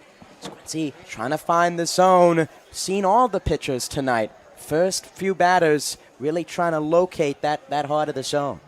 Yep, and here's a 3-0, and that's going to be in there for strike one on the inside corner. Good pitch from Quincy to get his first strike call of the inning and of his appearance. This is Quincy's last night for the River Bandits, so we could see him go a few innings if he's pounding that zone, and he gets a 5-pitch walk to start the inning to Luke Myers, and we bring it back over to the top of the batting lineup. and that's not exactly what you want with a man on first. But Adam Quincy has been getting out of a lot of jams so far this season. He's been a really solid and one of our best relievers. He's only come out of the pen.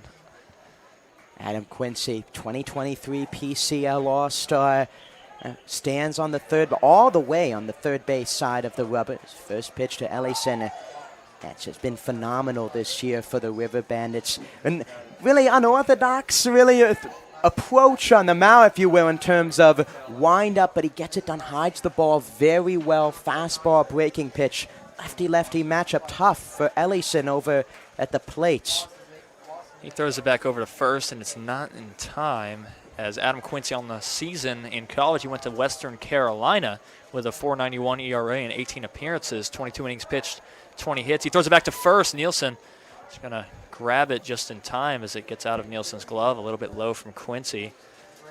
Quincy with 20 hits against him, 12 earned runs, 10 strikes, 12 walk ratio at Western Carolina with 2 home runs allowed, and it doesn't feel like he's walked a lot of batters here very often in Tarboro, but he does walk the leadoff man, and now in a 2-0 count to the leadoff hitter, Jackson Ellison. Jackson Ellison, 2 hits and 2 at-bats. Haven't been screamers off the bat. A few infield singles so far. Very short, bat quick to the ball. Now ahead 2-0. Now 3-0 with the high fastball, and Quincy trying to find the zone early here in his appearance. Look for a double play, but you'd say that, but Ellison, like you said, is so speedy that it's going to be tough to get the double play. You have to be a hard-hit ground ball over to Johnny Wall or Kevin Jones. Gets the strike call. Couldn't tell if the home plate umpire was coming up and saying that was a walk or hit the outside corner. Hit the bottom outside corner. Starts with that fastball for Quincy. Fastball breaking pitch. The 3-1 hit over to Preston Shelton. He dives and he grabs the ball in the air. I at a loss for words at how he got to that. I thought he was 100% not going to be able to get up to that ball. It looked a bit too high, but he makes the play, and that is a wonderful play from him to save, runners being on first and second and no outs. Preston Shelton putting on a defensive display tonight. A handful of sliding grabs. This one going up top, showing his vertical, going up to the top shelf to pluck the fly ball from Ellison. Swings at the 3-1 pitch, and now a righty-lefty matchup with Halstead. And that could really be a game changer here in terms of Adam Quincy's outing. I mean, if he has first and second, no outs, and he's struggling to find the zone, that's big. It's not super hard hit, it's not super soft hit, but it was soft enough to where Preston Shelton had time to make a lunging grab in the air. It's still amazing how he got to that, and he saved a hit, saves first and second, possibly first and third, as that is fouled back 1-1, now facing off against Davis Halstead. Yeah, going back, of course, you credit Shelton with the amazing play, but give some credit to Quincy on the hill. The 3-1 pitch, he attacked inside to the lefty, got the jam shot, got Ellison to bite on the close pitch. Now walk to Myers, see how he attacks Halstead in the righty-lefty matchup. And early, this time he's up in the count 1-2, and Quincy, his first 2 batters, fell behind. So now ahead in the count 1-2 to Davis Halstead, who you said is perfect in the 2 spot. Really a great hitter for the Steamers here on the season. Played left field, right field, very versatile defensively. In and out of the lineup at times. 1-2 is scorched into left field. Armani Newton running under it, and he is there, and he almost overruns it, but he gets to it. Hat falls off in very deep left field towards the wall, and he makes out number 2. Another great defensive play. Newton playing straight away in left, all the way over near the foul line. Another one. If you're a Steamers batter, you hit it hard or put it in a tough place to grab, on the left side. Shelton a great play. Newton a great play in the outfield, and huge.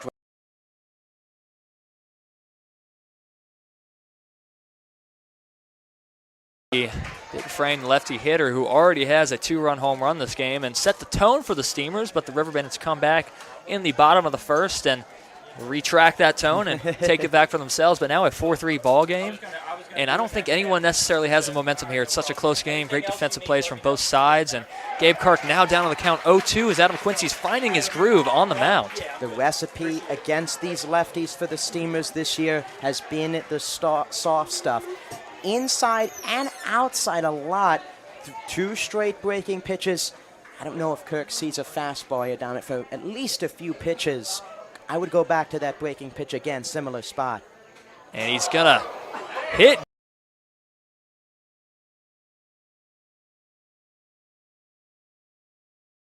We hope he's okay. He seems to be in a lot of pain, as it's never good to get hit in the wrist like that.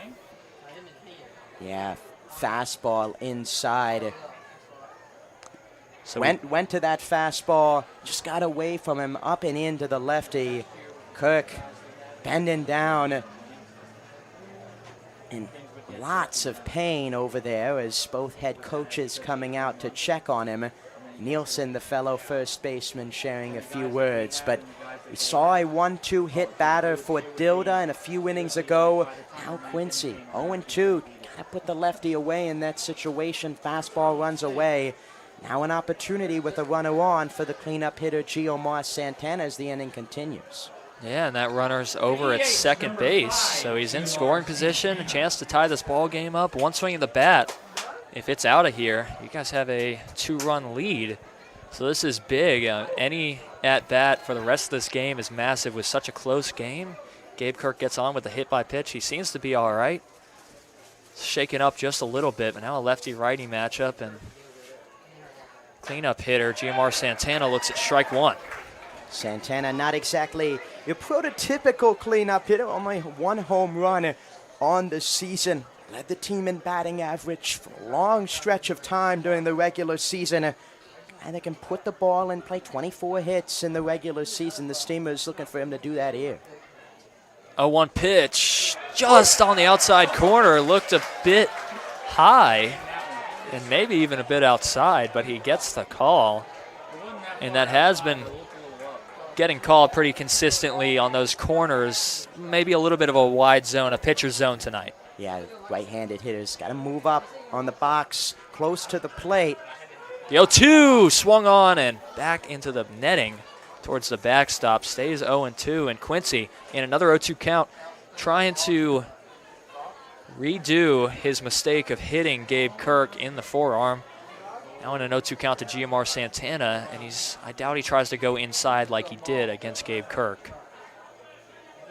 Looks over at second at Kevin Jones. Pitch home, 0-2 is going to go high and outside. Slips out of Quincy's hands, makes it 1-2. Another breaking pitch there from the lefty. I'd say breaker here to get Santana. Santana's probably going to be looking for that fastball. Sitting fastball with the hard-throwing lefty. And then I try and go with the breaking pitch. Yeah, we'll see what he does here. Looks at the sign from J.R. Lingerfelt. The pitch home, swung on and out of play. Fastball in a half, went inside, tried to jam the right-handed hitter Santana. 1-2 the count, infield, straight away, Wall roaming around the grass, really straight away, short. It's a bit of a hole on the left side, right side as well with Jones guarding seconds. Quincy try and work in to get him the jam. The 1-2 is going to be upstairs. 2-2 now in a massive spot in this game. Top of the 5th inning, a 4-3 ball game. 1 runner in scoring position, Gabe Kirk over at first, and a cleanup hitter at the plate. And this is a spot for the Steamers to get back in this game. They have 6 hits to the River Bandit 2.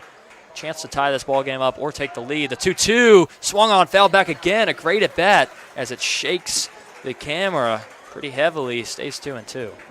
Fastball again, low in the zone. Santana staying down, chopping at it, staying alive. Santana got to get the bat up, get more even with it, can try and shoot it somewhere. Quincy, if I were him right here, 2-2 pitch, going outside the zone, trying to get him to chase with an out pitch. The 2-2, and that's what he does, but it's upstairs and outside. A full count. Third base is open. Could load the bases for Ty Garza. A chance to take the lead. 3 balls, 2 strikes. For me, it's got to be fastball from Quincy, your best pitch. Let's see, the 1-2, and a big swing and a miss, and he gets the fastball on the inside corner. Giomar Santana goes down hacking for out number 3 in the Riverbend to strand him on first and second to end the top half of the 5th.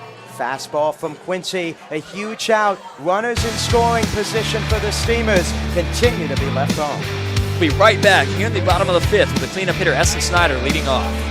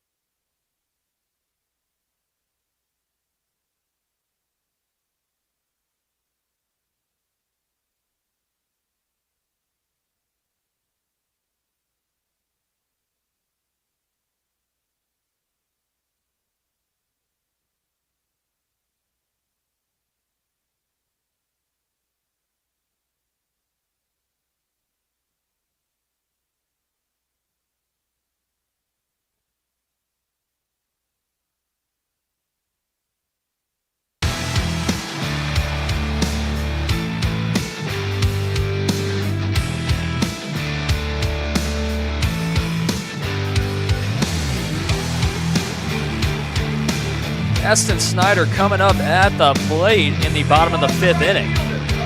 Defensive changes for the Steamers as Luke Dilda back on the hill. 3 2/3 scoreless. Chris Morris into the game for Ty Johnson. Morris comes in. He's over at third and moves Ty Garza from third to second base. Interesting substitution.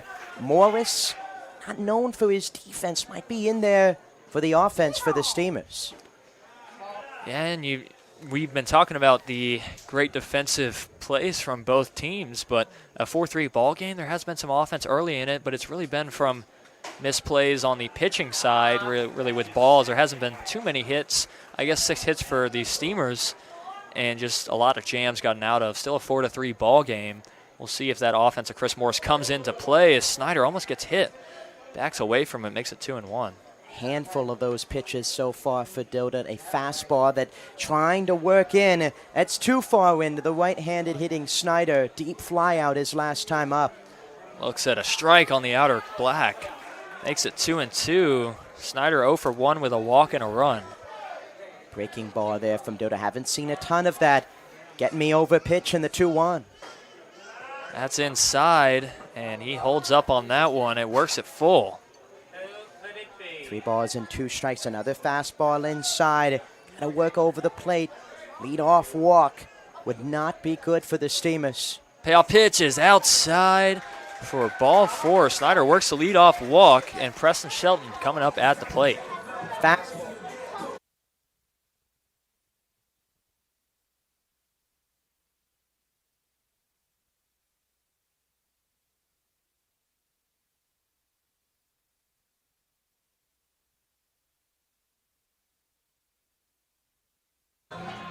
Fastball outside from Dilda.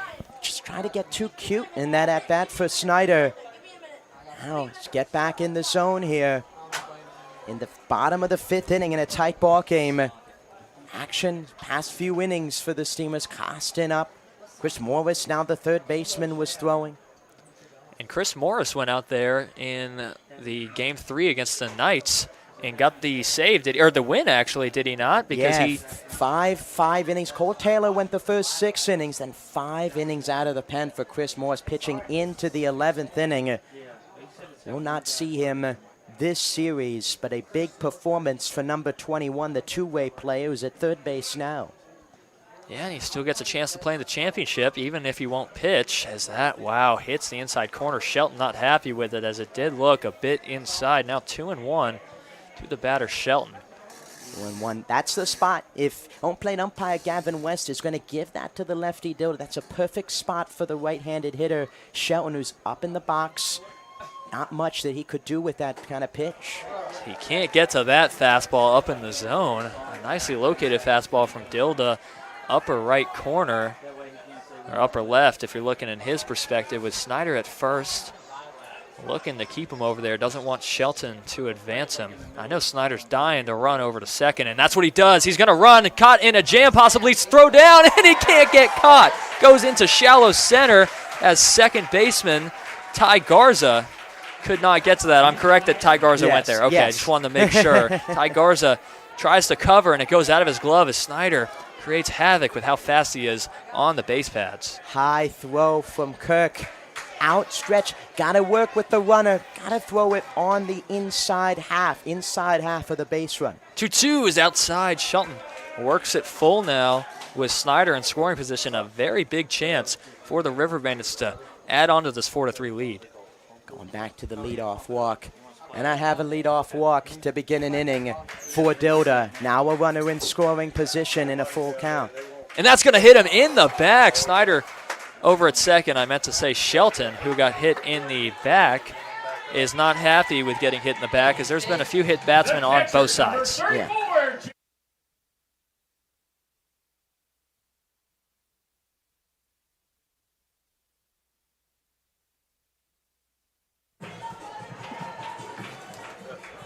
Mound visit.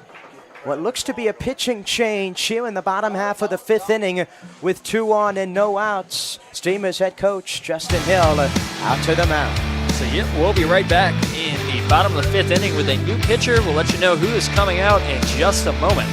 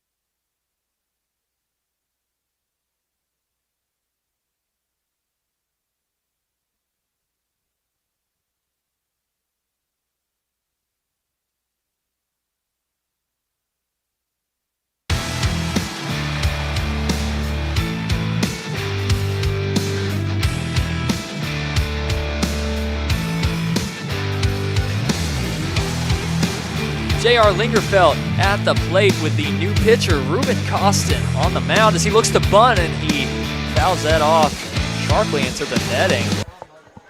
J.R. Lingerfeld has runners on first and second in Preston Shelton, who got hit in the back, and Snyder, who got a leadoff walk. And Snyder's the last guy you want to have a leadoff walk with how speedy he is, and you saw that with the stolen base.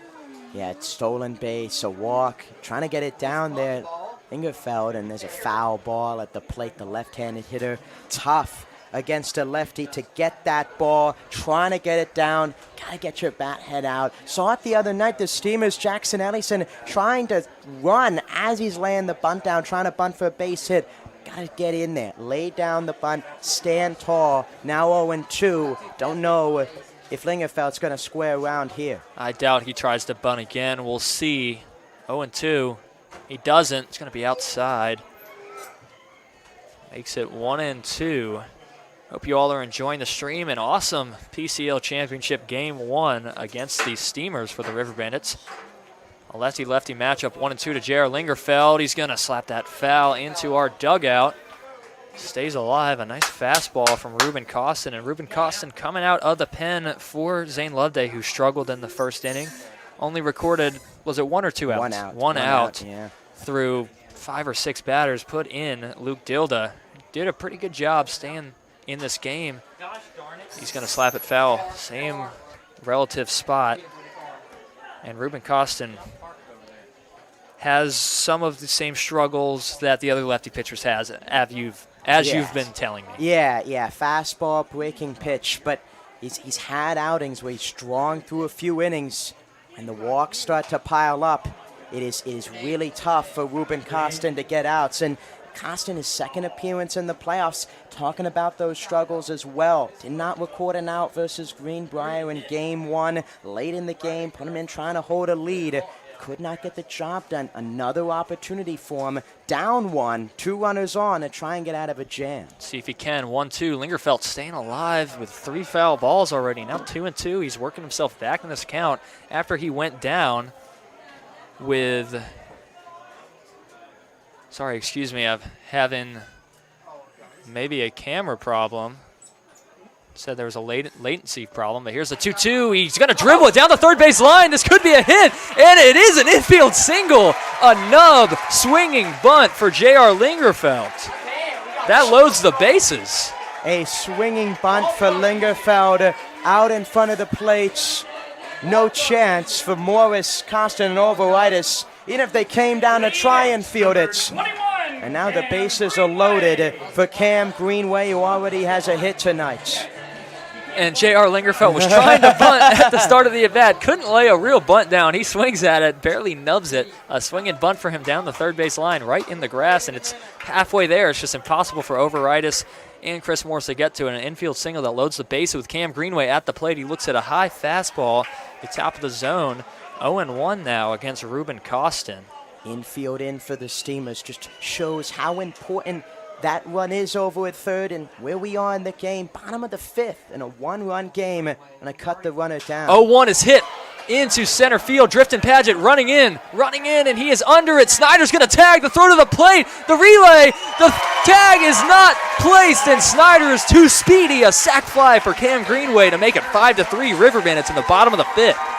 The throw home from Patchett, talking about a similar opportunity. That bases loaded fly ball to center to Saunders. This one a bit farther out to Patchett. Similar fielder you got with a strong arm. Cut off by Kirk. A great jump by Snyder. No chance even on the relay. It was close. And now runners on first and second. And Steamers, even after last night with all of the chaos, just making sure Gavin West calling the safe call like a fair play. 1 out, 2 more on for Jones. Going to keep J.R. Lingerfeld at first and Preston Shelton at second as they stayed put.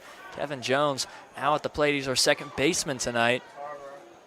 1-0 to him. That was the first out of the inning, and like you said, around the same spot as Boogie Saunders caught it, a little bit farther.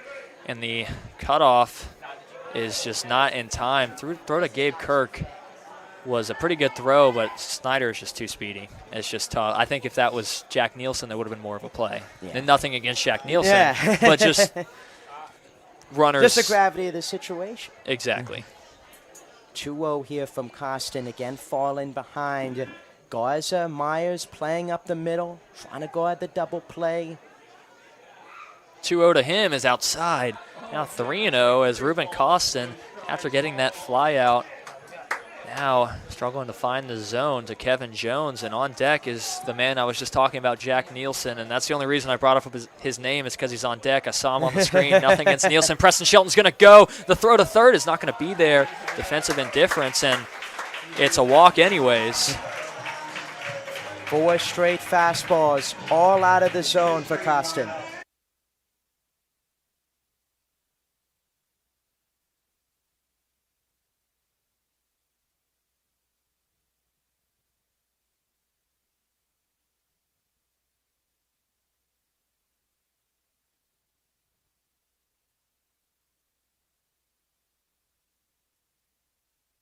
Bases loaded with Jack Nielsen at the plate after a walk to reload the bases. Jack Nielsen looks at that one. Wow, on the very corner of the strike zone. 0-1 to Nielsen, and I think you mentioned earlier Nielsen had a spot with runners in scoring position, didn't get the job done. He struck out. Had a base hit in his last time. Should think the same way in his last at-bat. Up the middle against the lefty. That gets to the backstop, over to our dugout, and Shelton's going to step on the plate. He's going to stomp on it for the 6th run of the game after a pass ball. Overitis couldn't get to it. Breaking ball in the dirt, inside half. Overitis has had a ton of those tonight, trying to move laterally across the plates. A breaking ball from Costin in the dirt. Now a 6-3 game with 2 more runners on. And it stays with Jack Nielsen in a 1-1 count. He's going to try to get 2 more runners home, but he swings and misses at that one. Makes it 1-2 with Boogie Saunders on deck. Now a 6-3 ball game, and the hits are flip-flops where Steamers have 6 hits, River Bandits have 3 hits, but they're winning 6-3, so doesn't always have to do with hits as Nielsen goes down swinging. He can't locate the low pitch from Ruben Costin. Fastball low in the zone. Great spot for Costin. A huge out number 2 is now Boogie Saunders to the plate. Another opportunity where in this situation, holding the River Bandits to 2 is a victory out on the mound the way things have transpired. I agree, and it's happened earlier this game as well where it was pretty much a victory where the Steamers held the River Bandits to a smaller inning than you would have thought when they had 2nd and 3rd on, a couple strikeouts. And the Steamers trying to do it again, keep it 6-3, because a 6-3 ball game is very much a game. Boogie Saunders trying to make it 8-3 with a big hit here, or trying to get on with the leadoff man Armani Newton on deck. Costin going outside the zone here against Saunders. Big swing there, thinking big part of the field, middle half. Costin going outside. He looks to bunt, and he can't get his bat on it. Now 1-2. Right center is pretty open. I might be trying to hit it opposite field over there. Have to be thinking, again, bunt for a hit, defense all the way back with 2 outs. That's really the mentality there if you're Saunders. Now it's 1-2, got to protect against Costin, trying to go outside the zone. And Boogie strikes out swinging on an outside fastball from Ruben Costin to strand 2 on 2nd and 3rd. Big 2 runs for the River Bandits, extend the lead. Costin gets out of it as the Steamers offense going to try and look to respond. And Adam Quincy coming back out on the mound after a solid 5th inning from him. We'll be right back in the top of the 6th in a 6-3 ball game. River Bandits lead.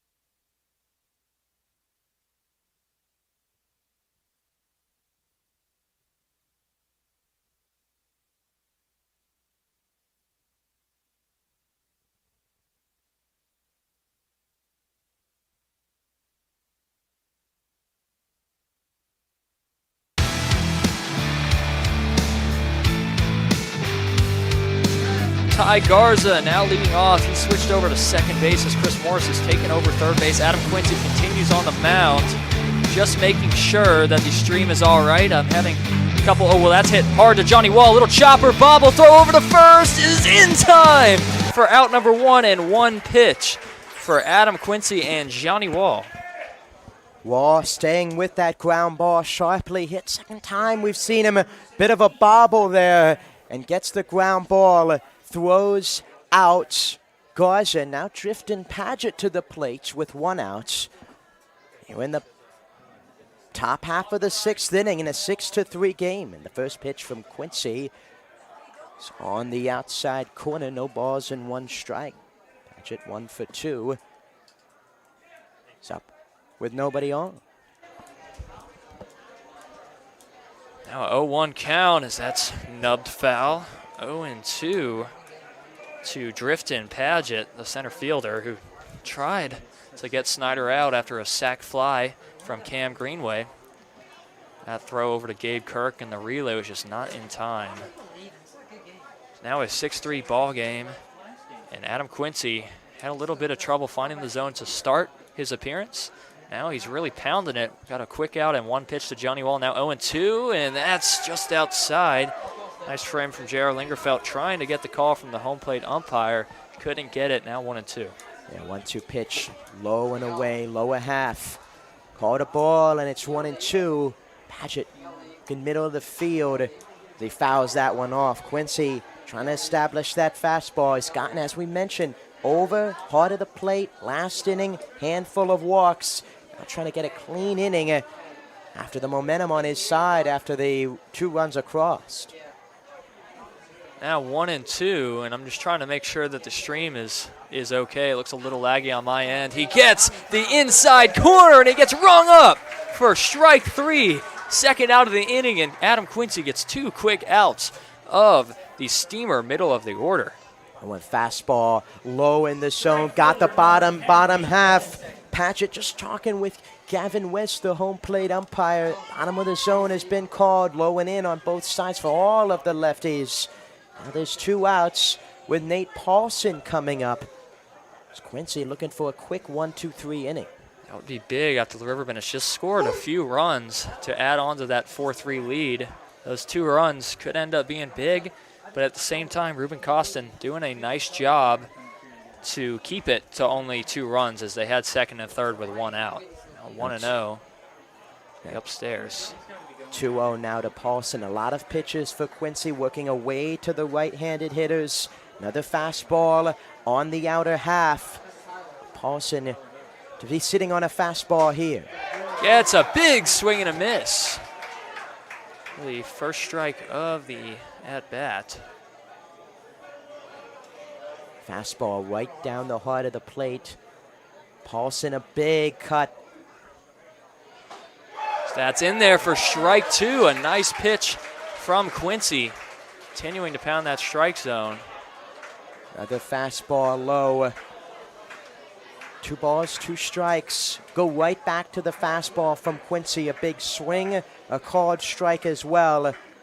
2-2 is popped up. Jack Nielsen arranging over, but it's out of play.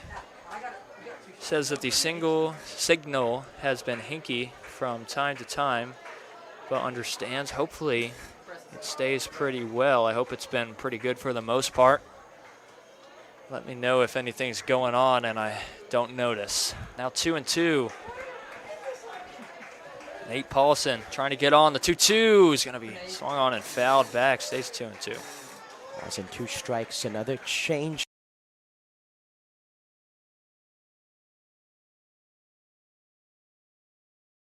The outside half, a few pitches over the heart of the plates. Standing on the third base side of the rubber, trying to get that fastball up by him. 2-2 is popped up into shallow left. Johnny Wall going back. Armani Newton coming right behind him, and Johnny Wall is under it for out number 3. River Bandits 1-2-3 in the top of the 6th inning. We'll be right back in the bottom of the 6th as the River Bandits are going to try to add on to that 6-3 lead.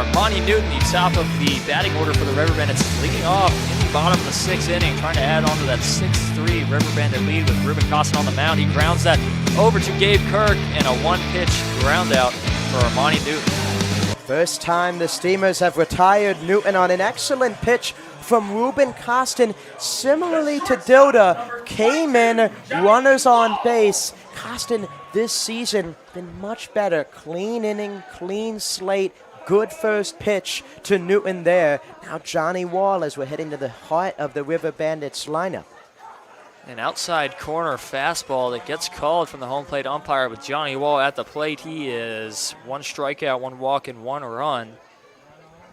Trying to get on with 1 out here as he grounds it. Gonna be a tough play, and it gets stopped by the shortstop Luke Myers, but there's gonna be no play as he stops it in the grass. A perfectly placed hit for Wall through the hole. Myers just trying to prevent it from getting into the outfield, but right past Morris by Myers just enough, and an infield single for Wall.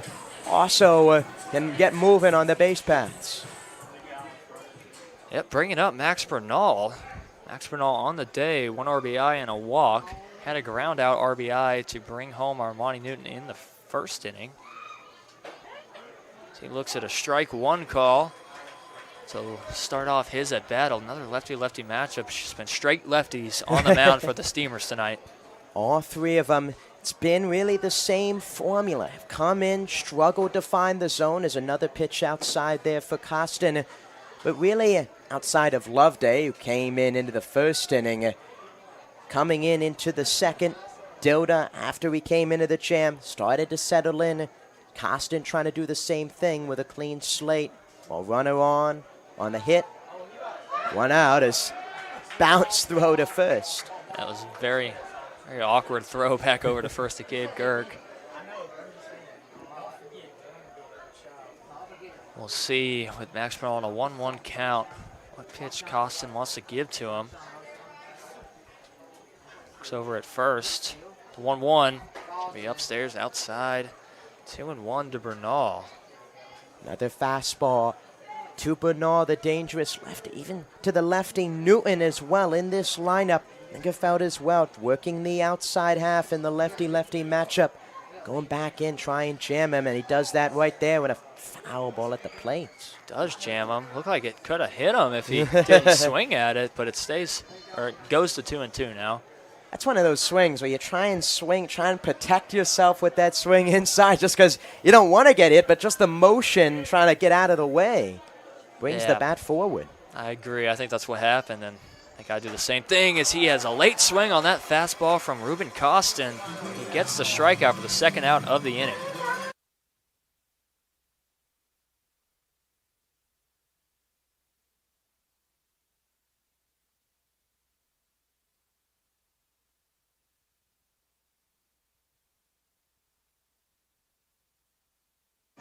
Eston Snyder, who scored last inning after a sac fly from Cam Greenway, now at the plate as he looks at a ball upstairs above the letters for ball 1.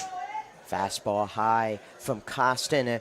Hard of the order. Snyder with 2 runs, scored on 2 walks. Trying to give away a free pass here. I enforce Snyder to earn it at the plates. 1-0 to Snyder.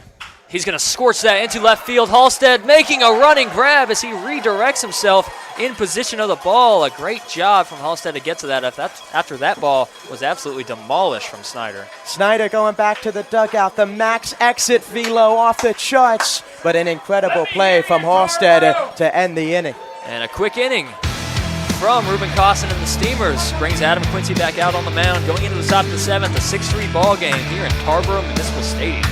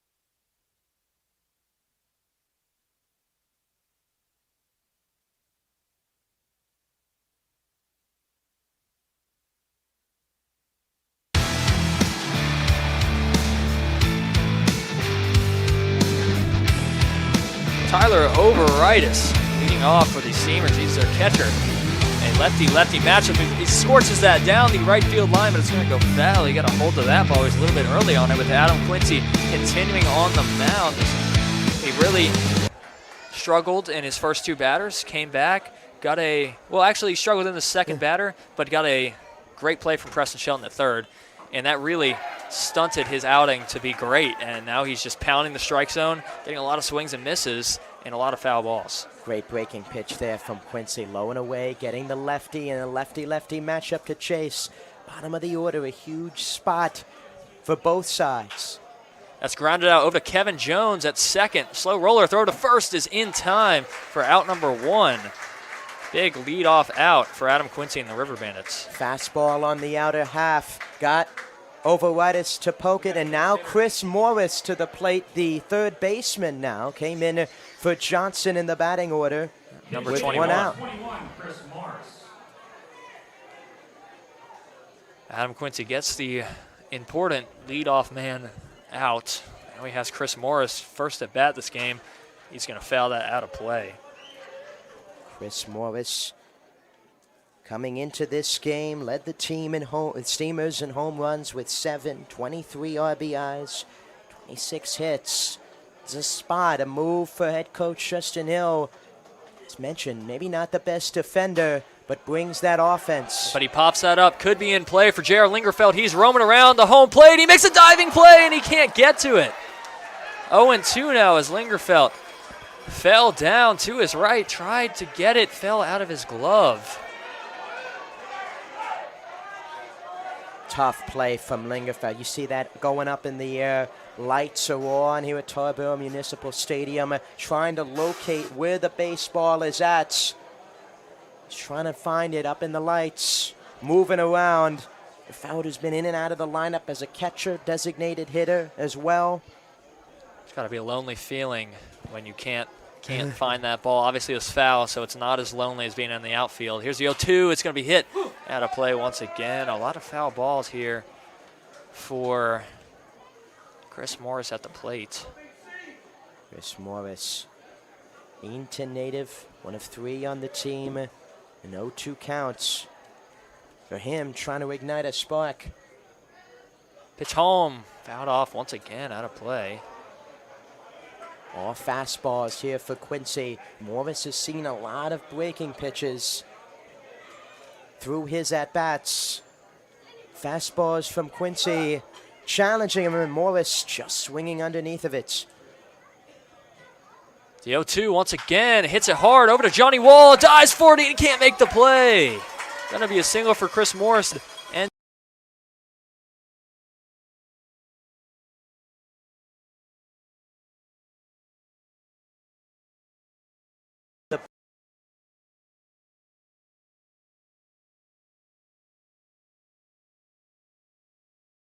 It's knock from Myers.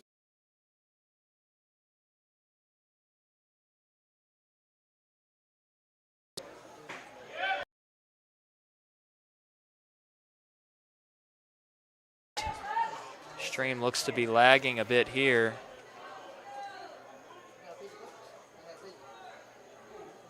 Oh, I hope the stream is still up as it's totally frozen on my screen. Pitch home, he tries to bunt, he pulls back, and now 2-0. 2 balls and no strikes to Myers. Fastballs inside. Myers already with a walk tonight. Quincy has got to work that fastball in on the inner half. 2-0 pitch, low at the bottom of the zone. Myers here shouting even with the bag, infield playing the double play. A great contact hitter in Myers. Big swing and a miss for strike 2. Really letting Jacob do some play-by-play right here as I'm trying to figure out this internet situation. Thank you for the kind words. Good job in the booth tonight. I'll let Jacob know as he just heard from me. So hopefully stream is back up. I know it went black for a minute. The 2-2 hit hard into center. Boogie trying to run it down, and he does. Sails up for him. I thought it might drop farther, but he runs in. Doesn't have to run in too far for out number 2. Hard hit ball from Myers right on the end of the bat. Another one tonight. We've seen a hard hit line drive, but right at a defender for the River Bandits. And now 2 outs for Jackson Ellison, who has 2 hits, a run scored, and 3 at-bats, looking to keep it going in the 7th. Quincy, a great pitch, though, outer half. Myers could not get extended and gets the line out. Quincy's looked just phenomenal after struggling in those first 2 batters. Doesn't seem like the batters can really get to his pitching right now, and it's his last night. I can see him continuing, maybe even after this inning, but the longest he's went is 3 2/3. We'll see if he continues. Pitch home is going to be upstairs 1-1, and I just want to let everyone know with how crowded the stadium is in this championship game, the video and the sound might be a little bit out of touch at certain times, so just letting you know. Can't really have too much control. We're hoping it's all good. That's going to be hit hard over to Johnny Wall off the mound. Tough play. Throw over to second is in time for the force out to end the inning. Great pitching by Quincy, getting around the single. Steamers still stranding runners here in the 7th. And we'll be right back in the bottom of the 7th as we have Preston Shelton leading off and J.R. Lingerfeld on deck. A 6-3 ball game heading to the bottom of the 7th. We'll be right back here on YouTube Live.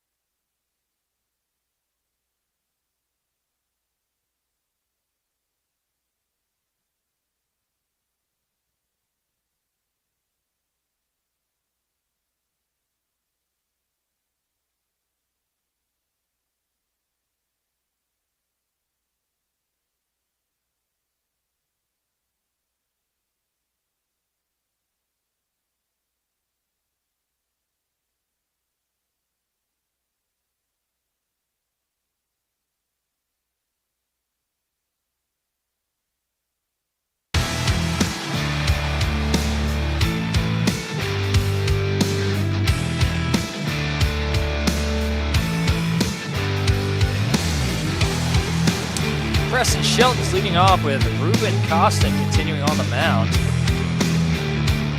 Shelton trying to get something going. Costin in another inning out on the mound.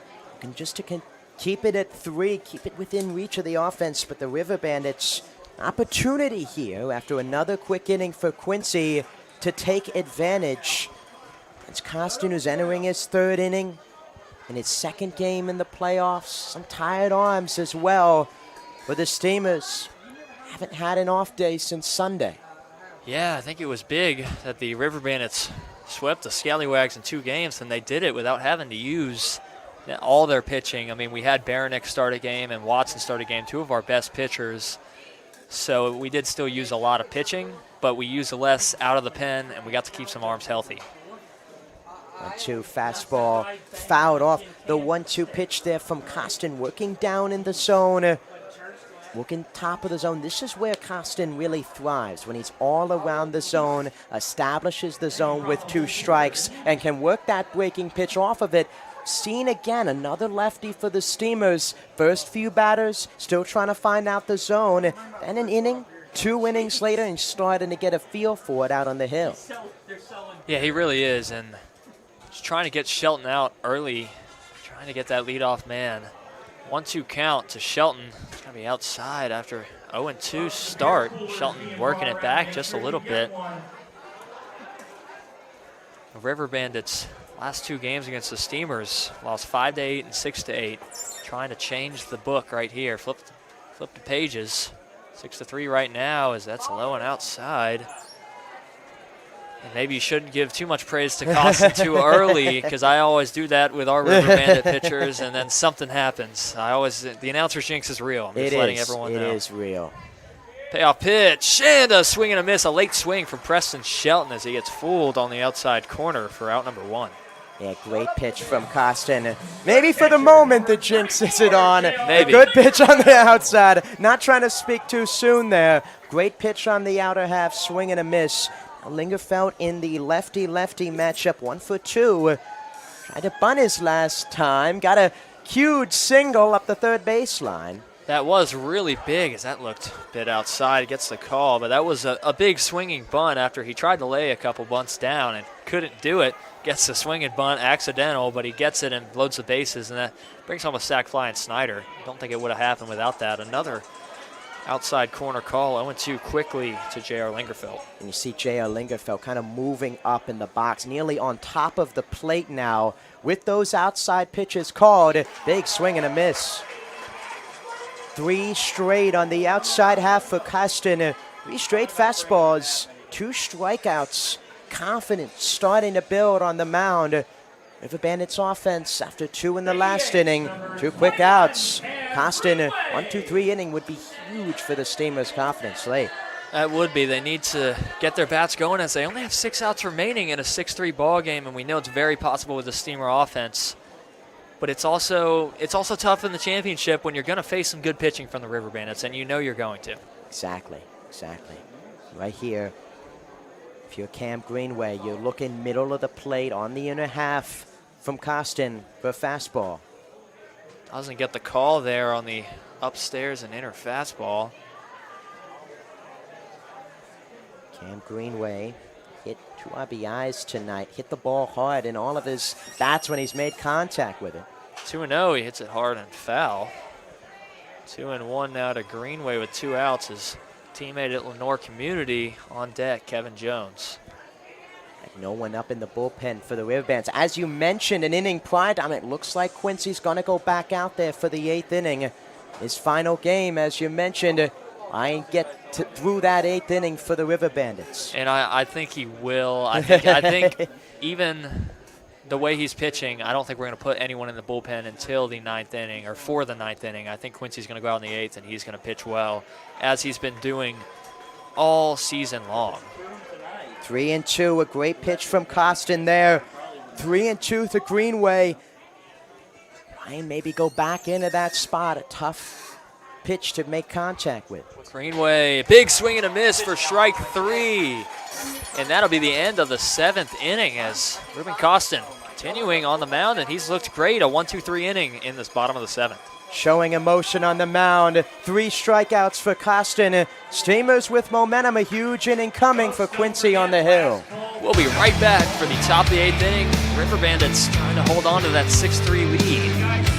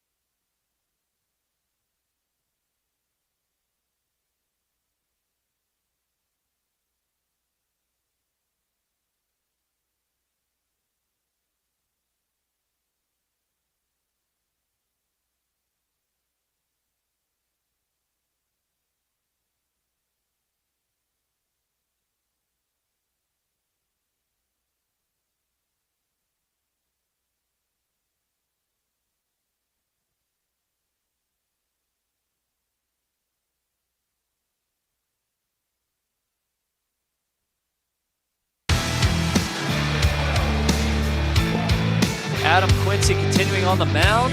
We've been talking about how it's his last game. He's at 55 pitches right now. You know, if he goes 1-2-3, I wouldn't put it past the River Bandits to put him in for the 9th with how he's been pitching. Yeah, he's been really effective. Fastball, breaking pitch, working all quadrants. First pitch to Halstead, just missed it. Looked like just low. It's now 1-0 the count. 2, 3, 4 for the Steamers. This is a part of the lineup. You went up, down 3 runs late in the ball game. Quincy's working all over the plate. Hard to pick where he's going to go. Softly hit ground ball. Quincy dives. Kevin Jones now trying to make the play. The throw to first is hard, and he gets him in time. What a sharp throw from Kevin Jones at second. Yeah, tough play. Quincy diving after it. Couldn't get to it. He starts on the third base side of the rubber, dives off. Great play by Jones coming up, helping out his pitcher. Some second baseman will kind of wait back for it and kind of wait to see where the pitcher lands, not to collide. But Jones charging all the way, especially with Halstead running. And a huge out number 1 with Gabe Kirk coming to the plate with already 2 hits. Yeah, you can't have anybody on the base with the Gabe Kirk up with how hot he's been. And Kevin Jones, as you said, that's popped up out of play. But Kevin Jones, as you said, really charged at that ball. And I feel like with Quincy diving at it, he might have had a hard time, with his line of sight at the ball. But he keeps his eye on it. He gets to it super fast, and he slings it to first. Insanely good arm from Kevin Jones at second. I imagine he plays shortstop sometimes. As that's popped up in 2 pitches. Shelton, JR, and Quincy all going after it in foul territory. Shelton drops it, and it goes just foul, but another dropped foul territory pop-up for the River Bandits. 3 guys converging. The pitcher, Quincy, coming over. He's pointing to the catcher, Lingerfeld, to call it off as Shelton comes in the line. I think that had something to do with Shelton really hesitating and at the last moment put his glove up to find it. Last time didn't come back to bite the River Bandits. A single left on base. Hopefully for Quincy and the River Bandits' sake, that does not. Another opportunity. Kirk's still alive. It is 0-2. Let's see. Fouled back very sharply. Stays 0-2. We'll see if it does come back to bite the River Bandits. But Quincy, I feel like all season, Jake in our press box has talked about it. He's just been, as well as he's pitched, he's been a very unlucky guy with some of the defensive plays. As there's a big swing and a miss for strike 3. Gabe Kirk goes down reaching for that one, and it fools him with the breaking ball. Right back to the breaking ball. You attack with the fastball to begin the at-bat for Quincy. Got ahead in the count. Breaking ball low and away. The Steamers lefties have struggled with it this season. Quincy strong out of the pen. Start with Martindale for the River Bandits. Up and down at times. Bringing a guy like Adam Quincy has been able to keep it even keel and hold the lead for for Steamers offense that was strong out of the gates. Yeah, both offenses came out really seeing the ball well. River Bandits were seeing the ball, and the Steamers were hitting the ball because they started out with 6 hits. River Bandits started out with 2, but the River Bandits had so many walks and some good eyes, non-competitive at-bats. As now 2-0 count to the hitter, GMR Santana, the cleanup hitter, and I see that the camera angle has first base. Not really in it anymore. I'm going to go down after this half inning, try to fix that up for you guys. 2-0 low. There to Santana. Quincy, the fastball, in and out of the zone. Looks like some action going now in the River Bandits' pen in the 3-0 counts. Fastball is going to be in there in the upper half of the zone. 3-1 to GMR Santana. And Ty Garza on deck. I mean, with anyone on deck, you don't want to have a man on, especially in a 3-run ball game. One swing of the bat can get right back to a 1-run game.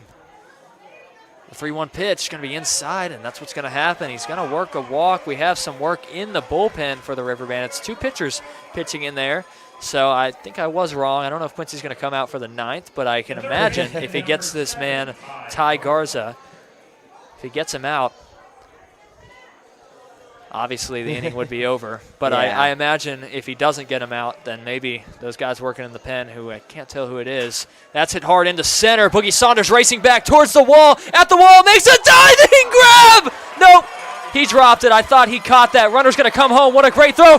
Right to plate. And he took a while. It was in his glove. Took a while to release that. I thought Boogie made a diving grab. That would have been insane.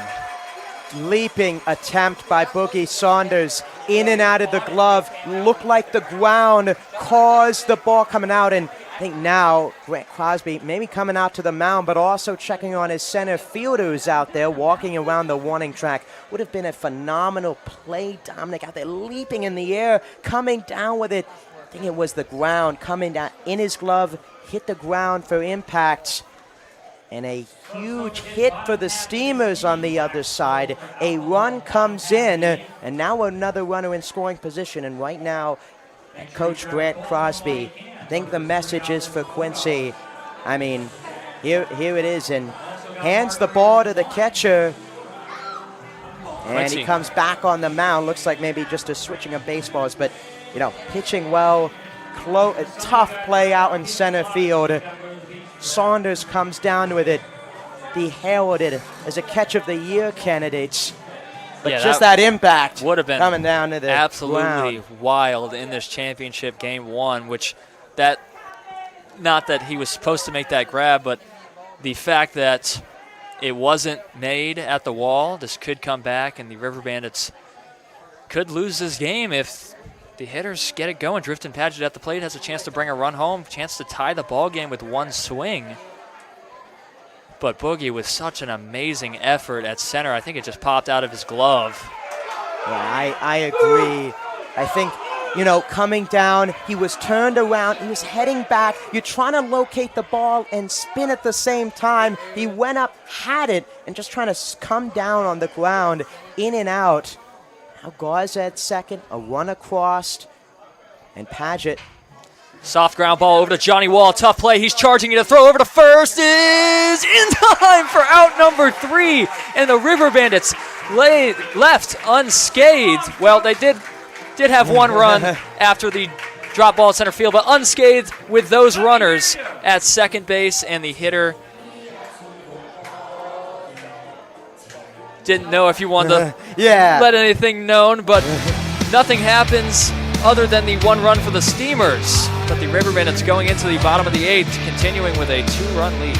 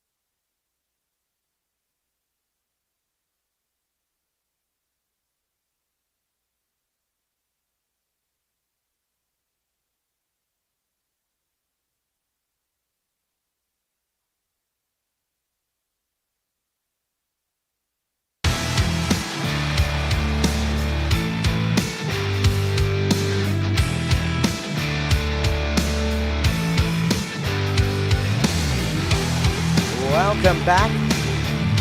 And a strike first in there from Costin to Kevin Jones in the bottom of the 8th inning. Ruben Costin out for his 4th inning of work. No balls in 1 strike. A run across for the Steamers in the 8th. The River Bandits looking to get it right back as the 0-1 is low. It's 1 ball and 1 strike. 1 ball and 1 strike. Costin on the hill. The 3rd lefty in there for the Steamers. And the 1-1 is outside. Dominic working with the camera, trying to get that fixed and get first base in frame. 2 balls and 1 strike. Costin gets the sign, and the pitch is high. It's 3 balls and 1 strike.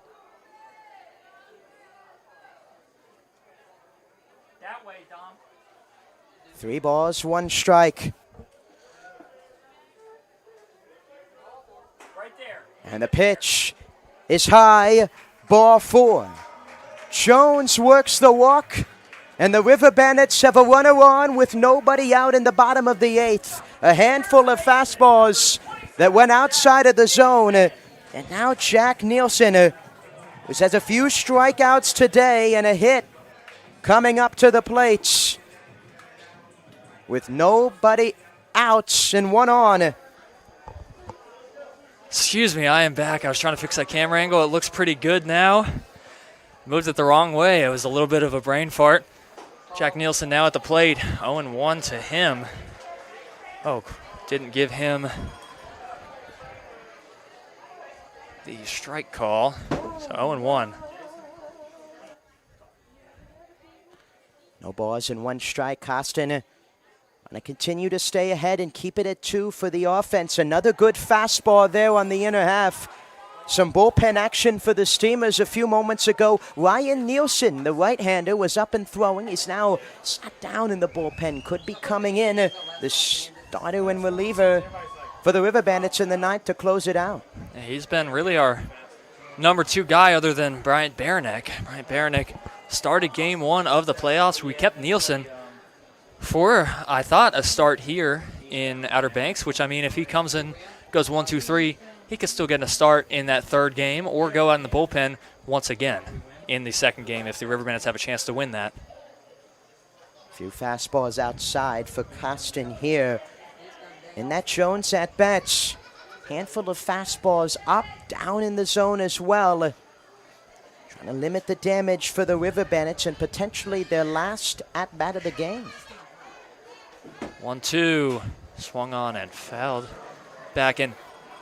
Sorry, I might have misunderstood you. What do you mean last at bat of the game? Well, here? potentially, with a lead, 6-4 lead in the bottom of the 8th inning. I thought you meant the River Bandits last at bat of the game. I was like, last half inning. oh no, I definitely agree with that. I don't know, I misinterpreted, thinking you meant in general, but Nielsen's for sure. Pitch home, that's hit sky high into center, drifting Paget. Going back just a little bit, and he is under it. Easy fly out for Driftin Paget. Fastball low in the zone for Costin. Went down bottom half. Nielsen just underneath of it.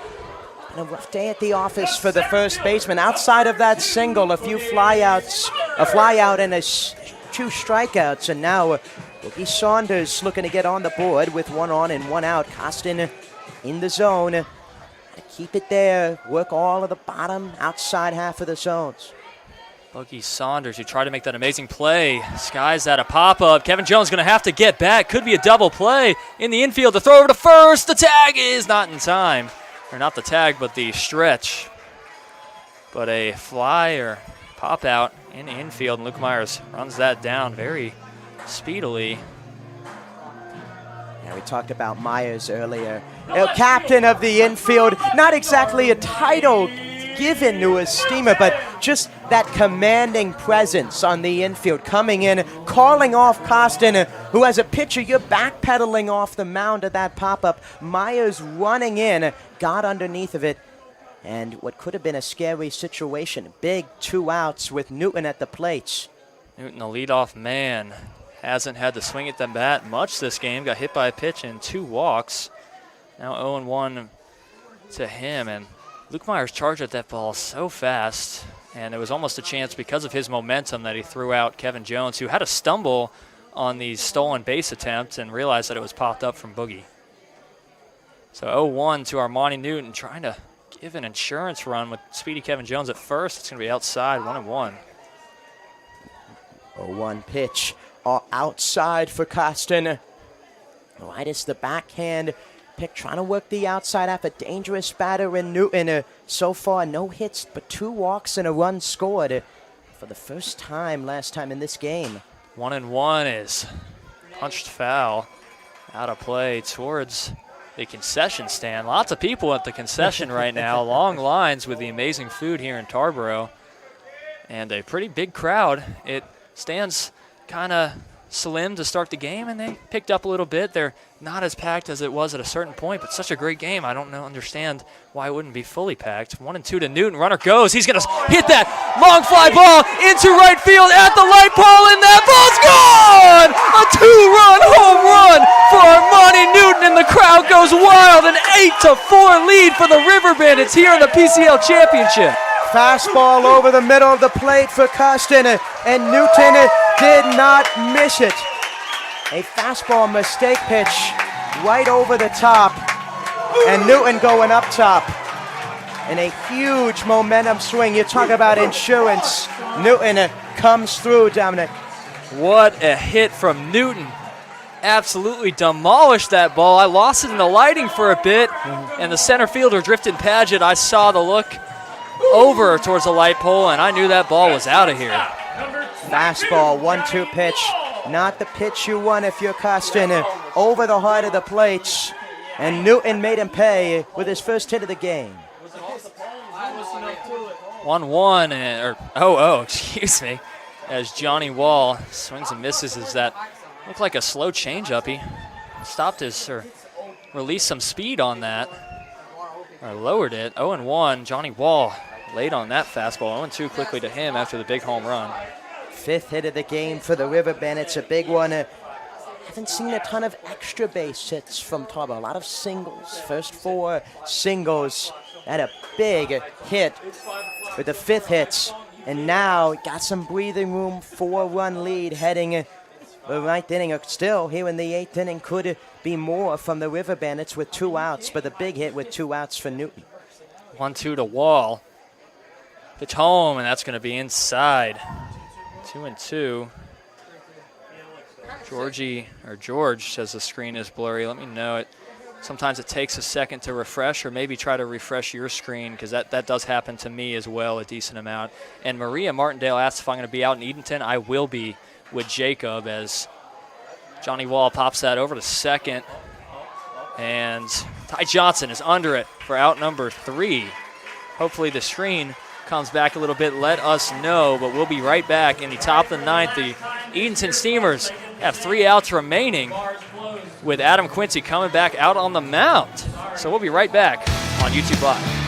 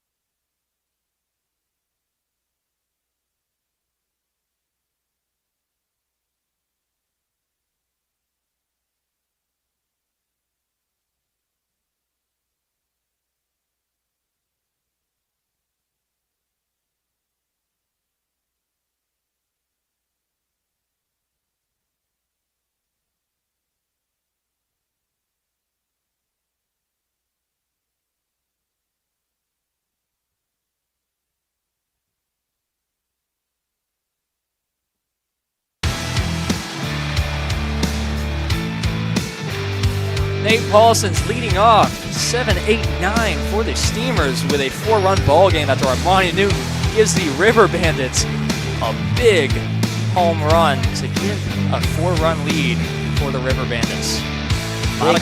Big home run there for Newton.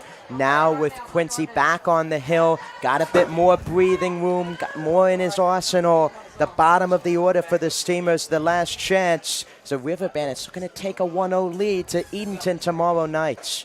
Which I think has a lot of part to do with the commissioner putting first game away team, or first game higher seed is away. I feel like that does give an advantage to the lower seed in a sense if they get that win. Because if you get the first win, you're obviously going to have the advantage for the rest of the series, because that second game, the pressure is all on the losing team. Exactly. And I mean, on the flip side, you're talking about that top seed. In the win, you have that opportunity to clinch at home in that second and third game. Paulson working a walk. and far from over as Ben Bausis coming to the plates to pitch hit, it looks like, for Tyler Overitis. And I think Coach Crosby is coming out to the mound. I think it's going to do it for Quincy. Yep, he points to the bullpen. We were hoping, or Coach Crosby was hoping, that maybe Quincy, because of the cushion, could go out, finish the game. But that'll be it for Quincy. That's his last outing for the River Bandits, and it's a great one. We'll be right back here on YouTube Live with a new pitcher. We'll let you know who it is.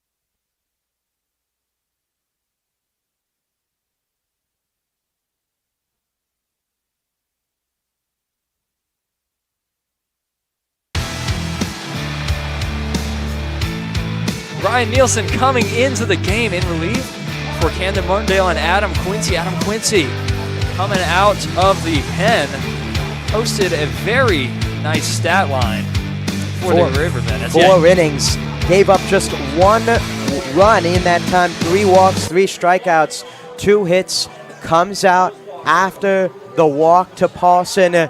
Very strong performance in his final outing for Quincy. Now, Ryan Nielsen has been used as a starter reliever this year, looking to put a bow and tie on this game for the River Bandits. Yeah, Nielsen has been nothing short of amazing for the River Bandits. He's pitched 28 2/3 innings pitched, and music's about to end, I think. I wanted to say we might have to go mute for a second, but I think Bausis is coming up. Number 1, Ben Bausis. Ben Bausis is pinch hitting for the Steamers. They're trying to get something going with a different batter. And Ben Bausis coming up to the plate. Ryan Nielsen on the season has a 2-3 win-loss ratio with 19 hits against him, 10 earned runs, 20 walks, 34 strikeouts, and a 3.14 ERA. So he has been one of our best guys. And like you were saying, Jacob, he's been a starter and a reliever. Ben Bausis was on the on-deck circle with Quincy, and now in a righty-righty matchup. See how he takes the first pitch high from Nielsen. How he approaches this at-bat. Hole on the left side with Wall kind of guarding the middle of the infield. Trying to turn 2 in the top of the 9th. Now 1-0 to Bausis. That fastball is zipped in there for strike 1. And Ryan Nielsen, his last outing was a start where he went 4 innings against Outer Banks, and that was a start away in Outer Banks where they needed that win to have a chance for their final game in the regular season to be a clinching 2 or 3 seed. And I think with how he pitched that game and how the game went, winning that game was big. Get the 2 seed, and Now, obviously, they're in the championship. Yeah. I mean, they lose that game, they get the 3 seed. Who knows with the switching of where the games are? Who knows if the River Bandits sweep the Outer Banks Scallywags like that? Maybe they still win, but a lot more pitching is used. You never know.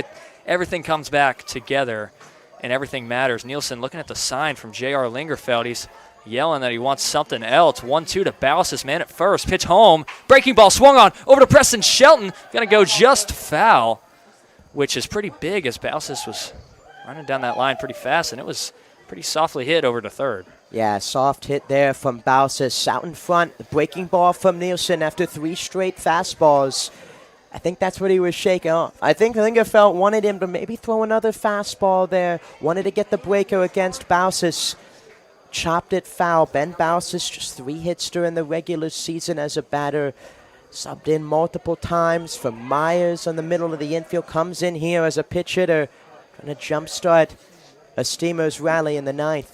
Yeah, it's a big out here from Nielsen, and he gets it. He rings Ben Bausis up, and it looked like Ben Bausis knew it. The high cheese from Ryan Nielsen for out number 1. Fastball right there from Nielsen. Bausis might have thought it was low or outside. It was right there, and now Chris Morris to the plates. Number 21, Chris Morris. Nielsen looking for a double play to end the game. That would be electric, and he wouldn't use many pitches. We're hoping, as Tarboro fans are hoping, Nielsen doesn't have to pitch too much here in the inning, as we want his arm to be ready for games 2 and possibly 3, depending on how the rest of this series goes and how the rest of this game goes. You never know if he's going to be out here for a long time and the Steamers start a rally. They can do it. We know they can. Morris with a hit so far, a single his last time against Quincy. That bounces in the dirt. Runner's going to go to second. Now our runner in scoring position 1-1. Breaking ball, another one for Nielsen. Just to get that breaking ball down in the zone. Starting up top, working to the lower half below the knees. And just too far for Lingerfeld. Talked about before, multiple catchers used this season for the River Bandits. Lingerfeld's been in there just a few games, still learning the staff. Really his second game behind the plate. He's been in there hitting for a few games, but second game behind the plate. And he looked good in his first game. He's looked good today, but that does get past him there. The 1-1. Swung on and missed from Morris. 1-2, that fastball just eating Chris Morris alive on that one. Yeah, inside. Really tough for the right-handed hitting Morris to get the bat extended on the inner half. And it's 1-2. 1-2 to Morris. Kevin Jones going over to second. Big swing and a miss for the second out of the inning. The second strikeout for Ryan Nielsen. Fastball right there. Hard fastball from Nielsen. Power versus power there with Morris at the plates. And Nielsen wins the battle, and now Luke Myers is the final hope. Go right back to that pitch if I was Nielsen over the heart of the plates. Nielsen looking at the sign. He has a runner at second. And trying to get something going. Pitch home. Misses the inside corner. 1-0.